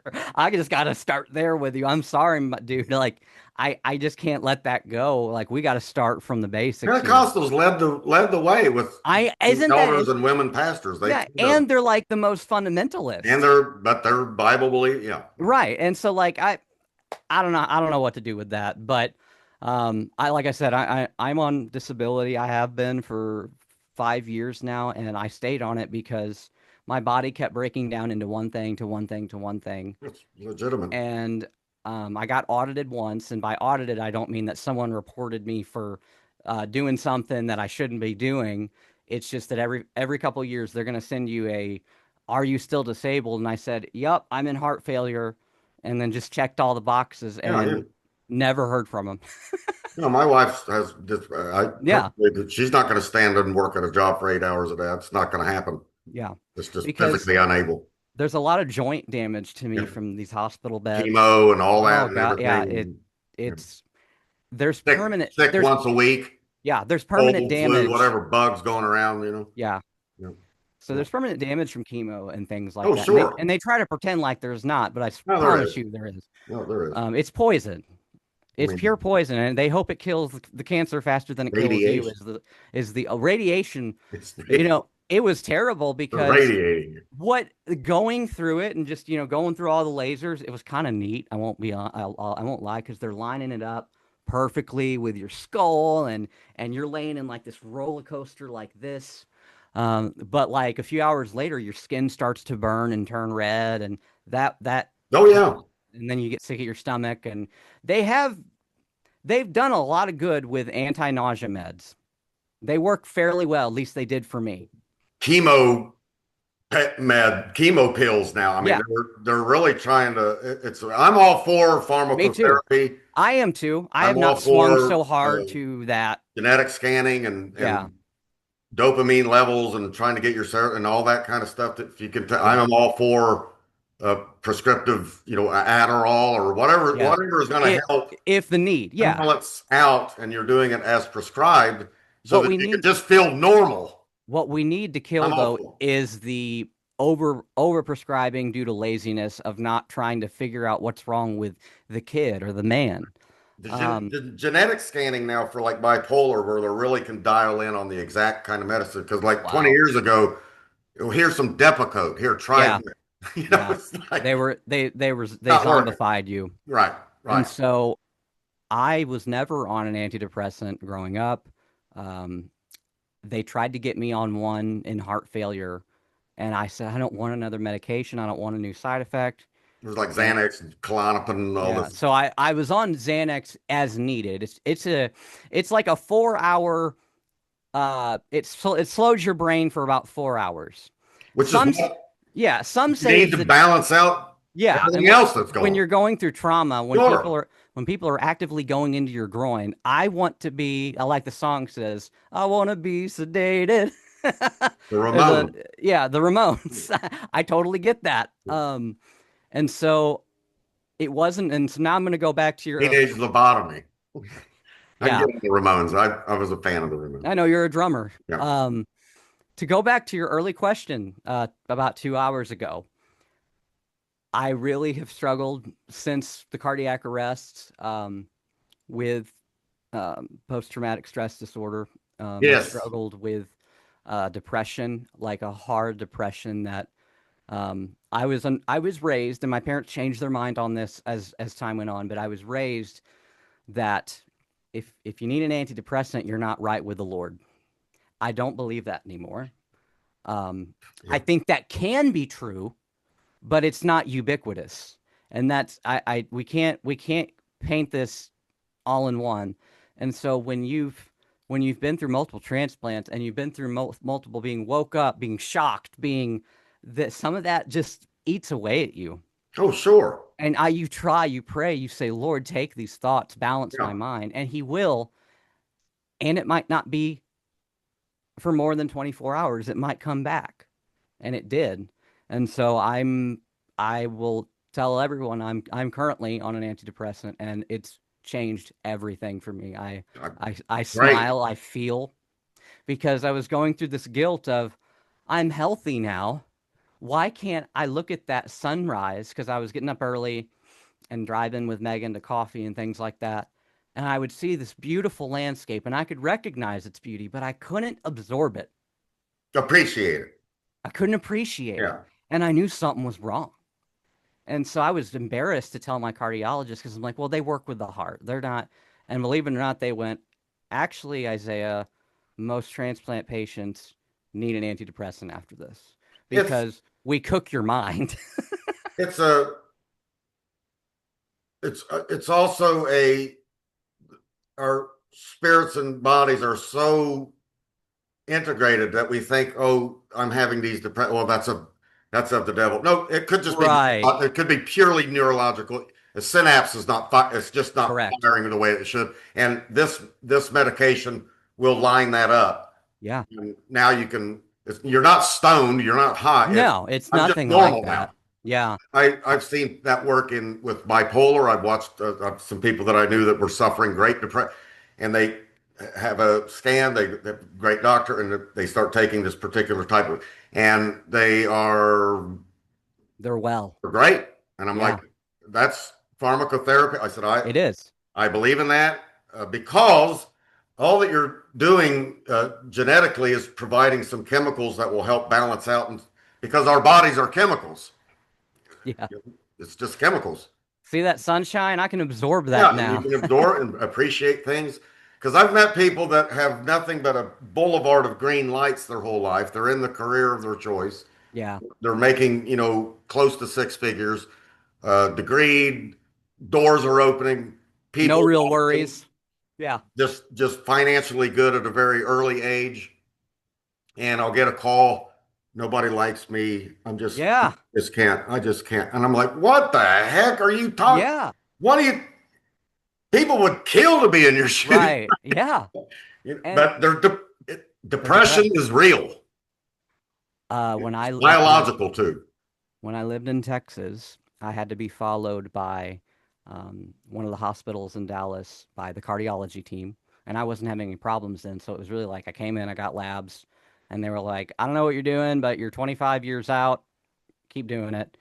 But my cardiologist committed suicide, You see it among professionals. and he was the head of cardiology. Yeah, He everybody respected this man, and I was shook up.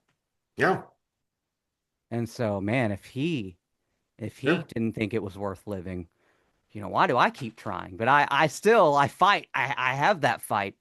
Even when my lifeless body was being beat on, there was something there still working. I think that's ultimately the Lord.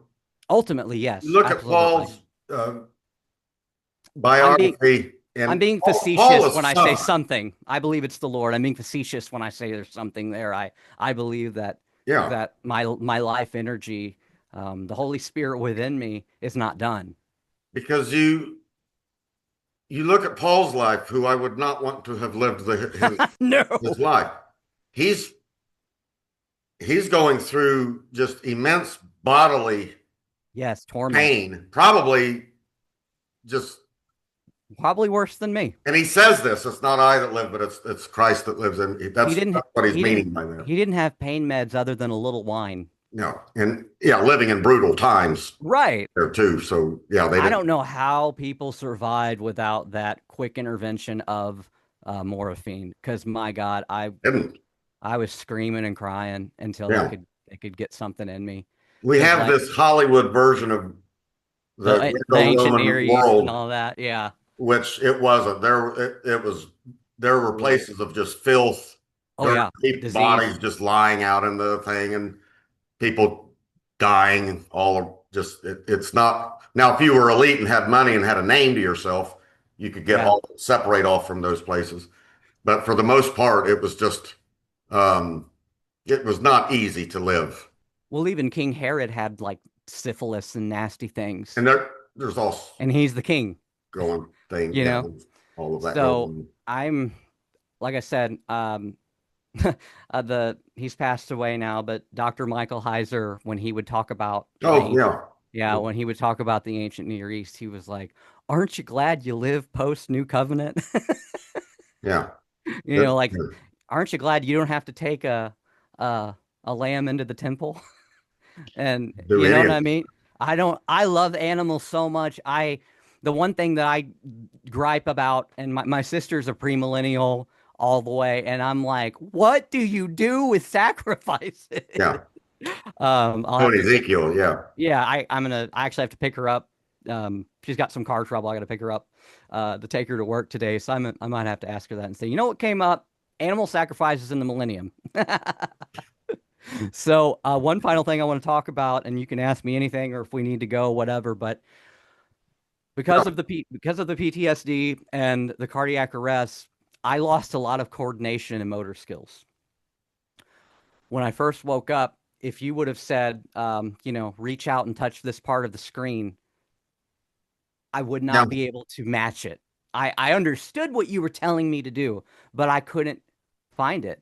And so my wife brought my Xbox up and a TV. And don't ever let anyone say video games are a waste of time, Oh no. because my coordination came Yeah, back through playing video games in a week. yeah. And so everyone was saying, this is not permanent, dude. You're going to be okay. I know this feels like it's permanent It's just because you rewiring. I couldn't even lift my phone. My phone felt like a 20-pound brick because all the strength in my hands was gone. Yeah. It zapped my brain so hard. I was brain probably deprived of oxygen for half an hour. So that did something. And so when I came home to try to play the guitar, I could play. I could play chords, I could play licks. But what I could do 10 out of 10 times in the past, I wouldn't get it 1 out of 10 Yeah. times. And I had to work hard. And so why no one's really seen a lot of me since transplant. I've had to work back to play again, and now it's coming back. Well, It's neuroplasticity, or yeah, you can it's rewire it. Yeah. yeah. And so there is something to practicing at night before bed and then practicing in the morning. There's something about going to sleep on what you just learned and waking up with a fresh set of hours of sleep and the neurons start to form Yeah. and they start to bridge and I was finally hitting the pentatonic licks. I was hitting the BB King box again. I was being able to slide into it. Before I could not slide to the right note. I'd miss the note every single slide in, and I'd have to just start at the lick. And it doesn't sound as cool without that. It was just there's no like anticipation. Yeah. And so there's dynamics with guitar playing, and my dynamics were dead because my motor skills couldn't clutch onto them. But I'm back. I mean, I would say I'm like 90% where I used to be. And so um, The a lot of my depression came from not being who I was. Oh, if I couldn't play drums, that would be depressing Yeah, because that's all that's all you know. it's You can feel it, you can hear it. it's therapeutic to me. It does all playing drums. I don't have to be in front of anyone. I can be by myself, and it just aligns me up, and I'm good. And now with cognitive behavior uh, therapy is, we swung 100 years with like John Dewey, Yeah, um, who wanted to get away from rote and repeat and rote and repeat, and this is how you learn. You yeah, want to get away from that. There's a swing back to, which I think is the biblical model, which is why you see in the Torah the laws are just repeated. How many times do I have to hear that you delivered us from Egypt? right. Just repeat it. Well, that's how you learn. Repetition, repetition, 10,000 repetition. hours. Just keep yeah, 10,000 hours. I say that 10,000. all the time. Yeah, 10,000 hours and you got it. When people, I've also been told this is true. I'm not It's not trying going to to come to you. yeah, they'll say, how do you play the guitar like that? And I said 10,000 hours. 10,000 hours. Yeah. I've And been, how do you I'm get so not, fast on the test? yeah, it's 10,000 hours. Do And it it's an like, hour a day for two, the year. Yeah. yeah. Wow. And then if you're blessed like me and you're homeschooled, I could play 4, 5 hours a day if I Yeah. wanted to. Yeah. Yeah. And that builds up a lot faster. I started young with a mind that could absorb. And I tell people it's never too late. If you're 50, if you're 60, 70, you can learn chords, you can play songs, but you're gonna have to want it. You You're have gonna to have to want it you gotta and spend the want it. time and discipline to get it. And Yeah. it'll And happen. that's it. That's any art, that's any education, it's anything. And so do Why is I Michael Jordan so good? 10,000 Well, 50,000 hours. look at, people have asked, I've watched these athlete interviews and stuff like that. And it says, well, since I was 8 years old, I'd come home from school and I'd grab a basketball and I'd go out to our basketball court and I would spin it all the way and I'd Yeah. done that for, in 30, my 40 head, I'm years. winning the Yeah. championship every single time. Yeah, it's all he knows. Yeah. It's musicians or, uh, I watch some of these, like it's muscle memory. Yeah. They've done this so much, they make it look easy. And it's It's not it's easy. it's It's not why easy at all. Tom Brady could suit up at 47, 48 and still win games. Yeah, it's I don't know if he who could he make is. the Super Bowl anymore, but he's still fit, he still works Sure. out, and it's still there. It's I like don't like these old rockers are in their 70s and they're oh still my gosh. they don't know it. David Lee Roth doesn't know anything. Oh Lord, that I guy. wish he would stop. He's kind of tone deaf right Paris. now. Yeah. Man, But we really need to think seriously about the kind of world we're going to leave behind for Keith Richards. The Walking Dead. I'm surprised Ozzy made it to 76, man. That's an Olympic of itself. It's it's you said something, and we can stop here. But Okay. so when I was a kid, I had my friends, and we were drummers and garage and playing, and growing up. And we got to the place where I thought, let's just pack up Sunset Boulevard, get a kitchen job. Yeah. Well, I want to be a rock drummer. That's all there is to it. There is no plan B. It's yeah. just this is it. And I'm thankful I look back on that. I would have been one of those guys at 26 dead, Yeah. overdose, just I It's couldn't really imagine sad. if I was 20 years old and had $10 million with Right. The kind my of maturity ego, that and you don't have at that age when they get that kind of money. there's no I way I could have handled that. I think child stars are like a moral evil at this point. You Because can't absorb it. they can't handle it. Not because there's something deficient in them. They're not Neurologically, developed to they're not handle. supposed to Right, handle that. right. We're not supposed to, God didn't design us to be available 24/7. Yeah. We're not supposed to know that Japan's or is it Japan or Korea's population is collapsing. We're not supposed to quite know those things on demand. We do now. We do now. When you were in ancient Israel, all you knew was the Torah and the enemy. What was Yeah, coming in through couriers, which would take months, and years. even if Could that be, information yeah. was right. So uh, I've used that example many many times. It's very difficult to get into Paul's world Oh yeah. and to put yourself into those places because he had it, and then trying to keep monitoring. So you know that when he would get these courier letters that would come back from churches and reporting, and then he's probably like, yeah, but I'm not there. And what do they do? I'm 1,000 miles away, and But today, it's just not like that. And I don't. There's pros and cons for that, I guess, with AI, Yeah. with that's going on. Yeah. I I'm doing mean, this AI stuff, and AI helps me a lot to organize thoughts and patterns. I do not use it for songwriting. I think that's a moral wrong thing to do. you That's and not Rick it, Beato. it's So gotta come from the heart. Oh, Rick Beato? yeah, Rick I Beato. agree with him wholeheartedly that musicians should not use AI unless we're talking about a drum track or something. But And when don't we're use it for talking, Hebrew or Greek either. right, yeah. And so you got to think now all your doctors are getting through school using AI. That's scary. It has its It has its, benefits that can crunch, like with cancer research. I mean, it's crunching and forecasting, and there's a lot of bit, but it's these are the top-notch AI AGI guys that are starting to say this. Like this is bad. Yeah, like, this could really be potentially bad with military contracts and oh all this my bunch of other gosh. stuff. And I said, we're looking at like Terminator kind of stuff. Yeah. And I would almost have to agree with like a dispensationalist and be like, shouldn't the Lord have to return before that sort of dystopian, We're building a you know? We're God that knows all things. Yeah, we're building a God. We're That's what building we're doing. a tower of our own. Yep. And Yep. I would think that the Lord would intervene, but like I can't prove that. He But could he come intervened tomorrow. before. He intervened before. Don't forget the flood. Don't forget the flood. Yeah. I think that's what Second Peter is saying. Don't forget the flood.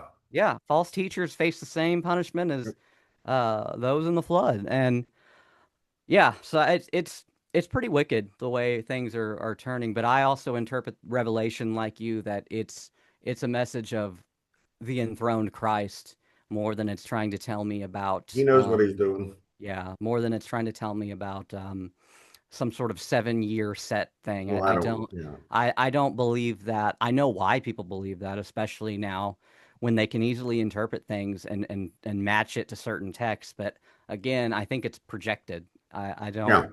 um my sister almost collapsed when I told her that I agree with you about Antiochus being the main point of Oh, Daniel. yeah. And she's like, well, what do you do with this, that, and the other? And I was like, I'll have to consult Sam, but I definitely think the anointed one with Onanias, and Yeah, I think that's easily matchable to the Maccabean it's pretty common to prophet. see that today. Yeah, yeah. Um, Um, Not in evangelical circles, but you see it. yeah.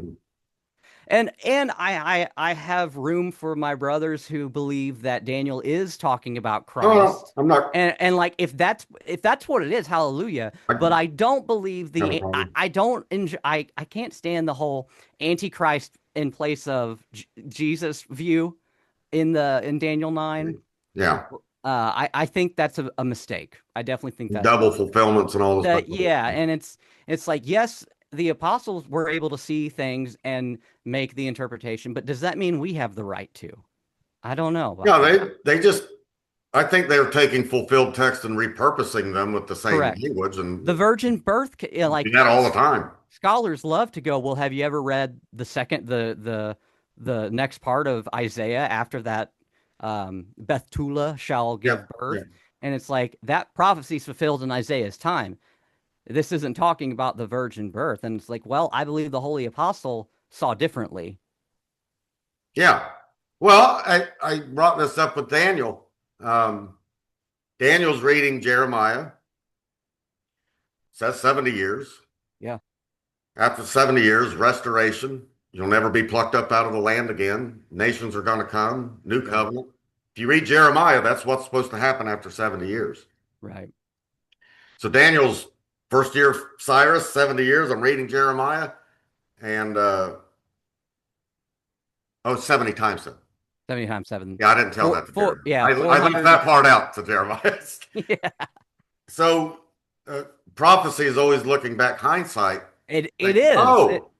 oh, he didn't do that, but he has a prerogative not to do that. Where you'll have statements that appear to go hand in hand chronologically, but that's not how they're working out in time. So, Right. which Well, is fine with I God. I think something that drives me crazy that I had to like interpret for myself. I was raised a dispensationalist, and I was Oh, die yeah, I was. I was used to, yeah, Four Yep. Square Gospel Church, Yep. right? Your gospel. Yep. So Love that church. Good, thriving, healthy church. in my 20s, I was diehard. I was like, this has got to be what it is. And then um, my my soteriology changed, and so my hermeneutic changed a little. I started reading how the apostles interpreted the Old Testament, and it freaked me out Yeah. because I was like, I might be wrong about this. And then I started listening to Dr. Michael Heiser, who the dispensationalists try to claim. I don't know why, but he was fairly amillennial in his eschatology, even Yeah. though he didn't like the label. But let's just be I don't honest. like the label. Yeah, but if we're talking in categories, that's the parking lot you fit into. Yeah. And so when he started talking about how the Old Testament is read through the New Testament, I was like, oh my gosh, James interprets Hosea, not Hosea. I'm blanking what James interprets in the uh, Jerusalem Council. He says something Oh, that Amos. Amos, Yeah. Amos 11, David's restored tent. David restored tent, and he says that has happened among you and is happening. And then when I read Romans 9 and read it word for word, where Paul says, now there is and has been and currently is And will be. and will be a remnant according to grace, which I'm a part of. He Yeah. saw himself as a part of the remnant. Yeah. He's not future casting the last Nope. generation of Jews. He's not. He's Nope. just not. Um, and so I was like, oh my gosh, it's already not yet. Yeah. There's going to be Jews through the subsequent generations until the fullness and life from the dead, Romans 11, Correct. and new heavens and new earth. There's always going to be, and there's a unbreakable connection between us and the Tanakh, which is the Jewish Bible. Yeah. We can't get away from that. So No. I don't have this relationship with Hittites or Egyptians. I don't. Right. The Egyptian Book of the Dead is not tied to Christianity, but the Tanakh is. The Torah is. You can't talk about Jesus without talking about the Torah. No. It's an impossibility, which means I have this relationship with Judaism, Jews, Yes. whatever that is. I've got this relationship with that. Well, we were grafted in, like, and So so it's like there's I can't do anything about it. there is people, there have been people who have been anti-Semitic and amillennial, but Oh yeah, yeah. that's correlation, not causation. Right, right, right. I don't think you're right. And so there's plenty of people would say what I would say, that we were grafted in, Yeah, branches were broken off, the people who disobeyed the covenant, and we were grafted in. So yeah. we don't need to become prideful or haughty towards. That's what he's telling them. That's what Yeah. he's telling us. And so that has been a sin of some of Oh those yeah, it's with our tremendous. eschatology. Yeah. But Thankfully, I that's changed, and I'm not pro-Zionist. I'm not a Zionist. no, I'm me not any neither. of the. You don't have to be. There's I don't many believe the rabbinical nation of Orthodox Jews that are not Zionists. no, they would. There's Orthodox Jews that say this is not fulfilled prophecy. They don't This want. They this don't nation, like it. Yeah, we didn't. They're not repentant. right. I've seen a couple that I've read that where they're what they're waiting for is new heavens, new earth, Messiah, resurrection, and that's when we'll be restored into the. The And I was like, fold. yeah, that's what Paul said.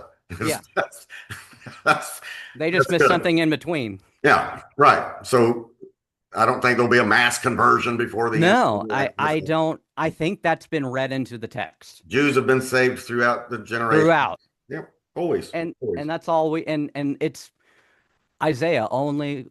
Lord God, only the remnant will be saved. Yeah, yeah. That's what Paul's whole point. Yeah, and so it's like Paul's not setting out to change Isaiah. No, not at and, all. and so and like philosophically I'm getting out of the Bible here, but philosophically, if the promise is just for one generation of Jews, that really sucks. Yep, You know what I really mean? does. Like I think the promise is for all those who will believe. When you look at through the eyes of resurrection of the dead, which is I think that's on Paul's mind with every word that he's writing, because of the resurrection of Christ, the dead are going to be raised. Yes, That's where everything is heading in history. that is the hope. It's everything. And that's from all the believers from Adam all the way the time until the last day. How many was that going to be?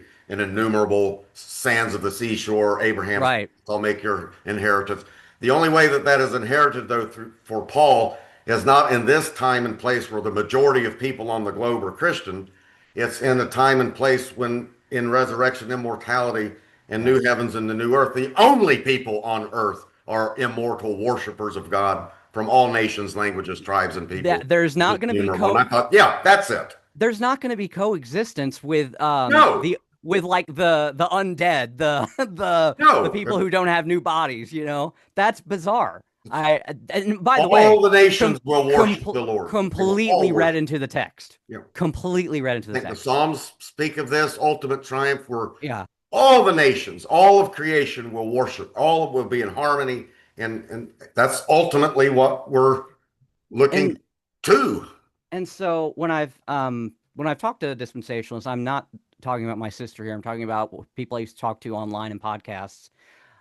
They would say, well, yes, of course, Jews are being saved now. We believe that Paul was part of that remnant, and there's going to be this mass awakening. And Yeah, I say, but here's your problem.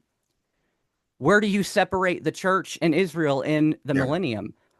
Because your entire point is that the Mosaic system comes back. That's your problem. It's just too complicated. It's just, well, but like, how are you going to have, you're going to have Jews separated from Jews that are in Christ, and then Yeah. that doesn't wash. And in resurrection, bodily immortality, glorification of body, there'll be no Jew, male, female, circumcision. You're not going to be raised with a circumcised, but that's irrelevant. Yeah. And then they also have to say that the Old Testament saints aren't brought out until after the millennium. Yeah, it's That's bizarre.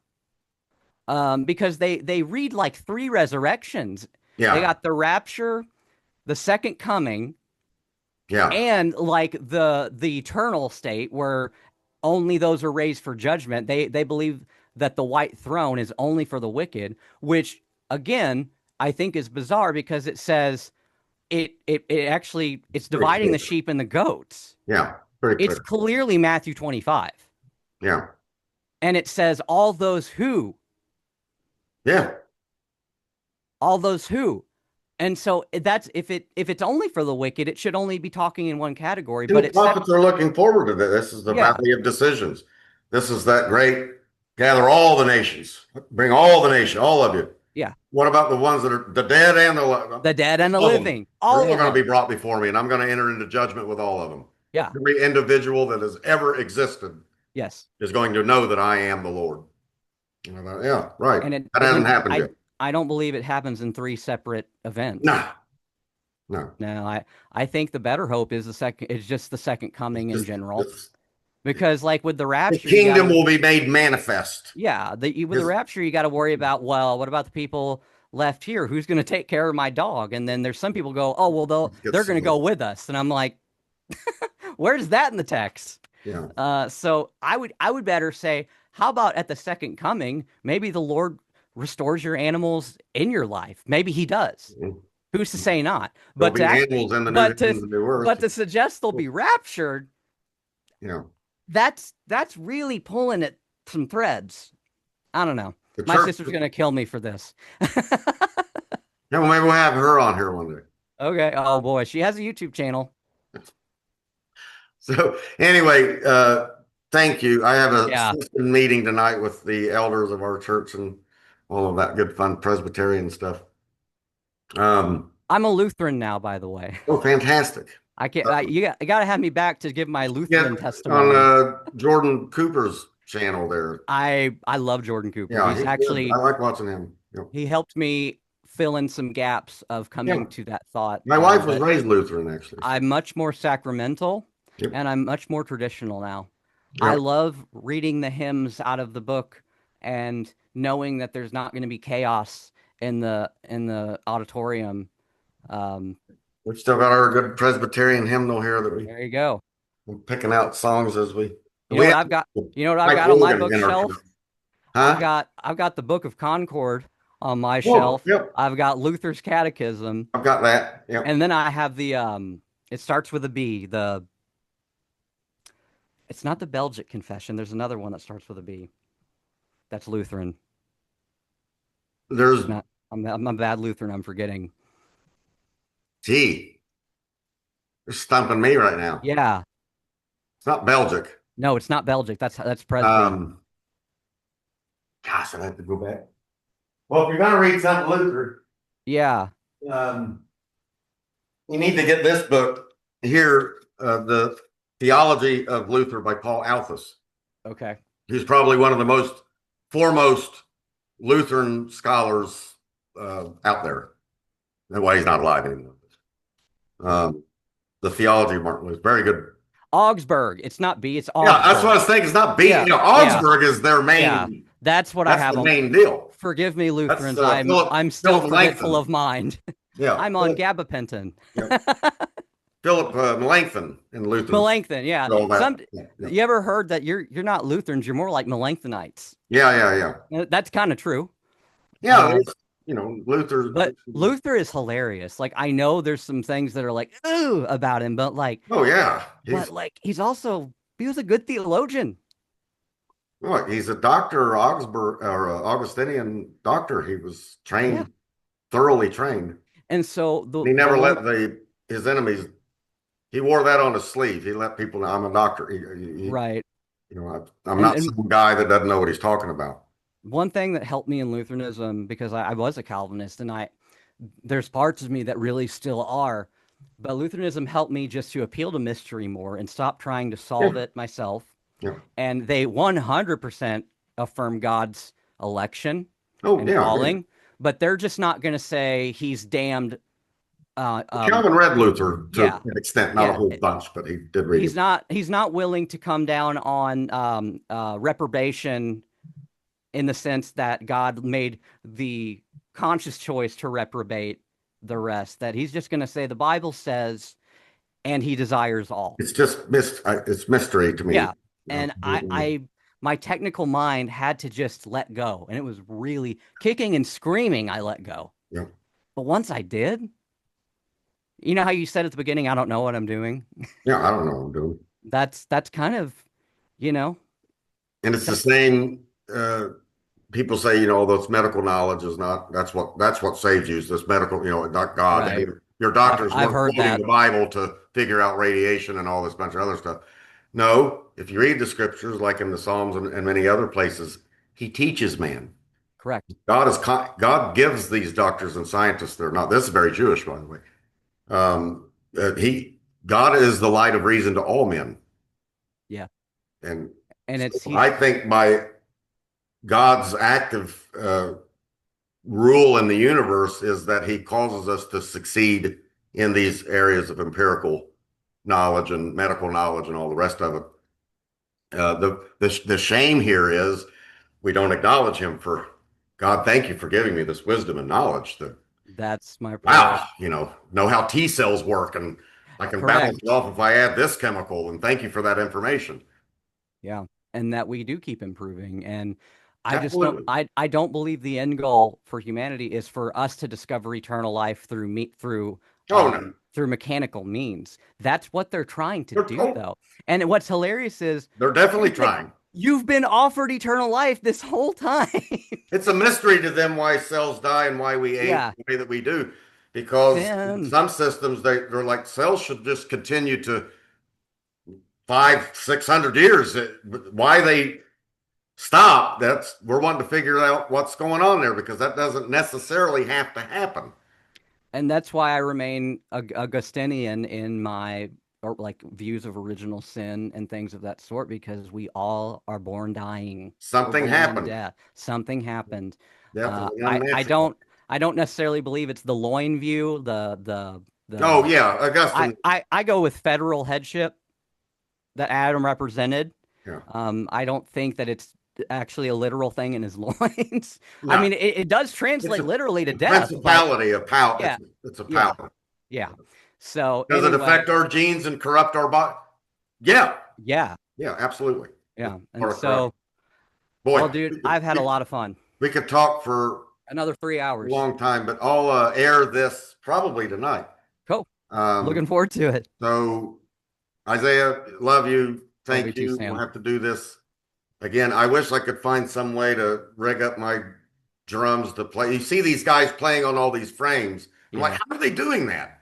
A USB mixer. So it goes into your computer and you plug Would it I into have to have one of those too? yeah. A Yeah, that's USB mixer. yeah, I'm talking to you through a mixer. My microphone is plugged into a mixer I like you have would a see. mixer here at the church, Yeah, and if it has USB capability, which it does.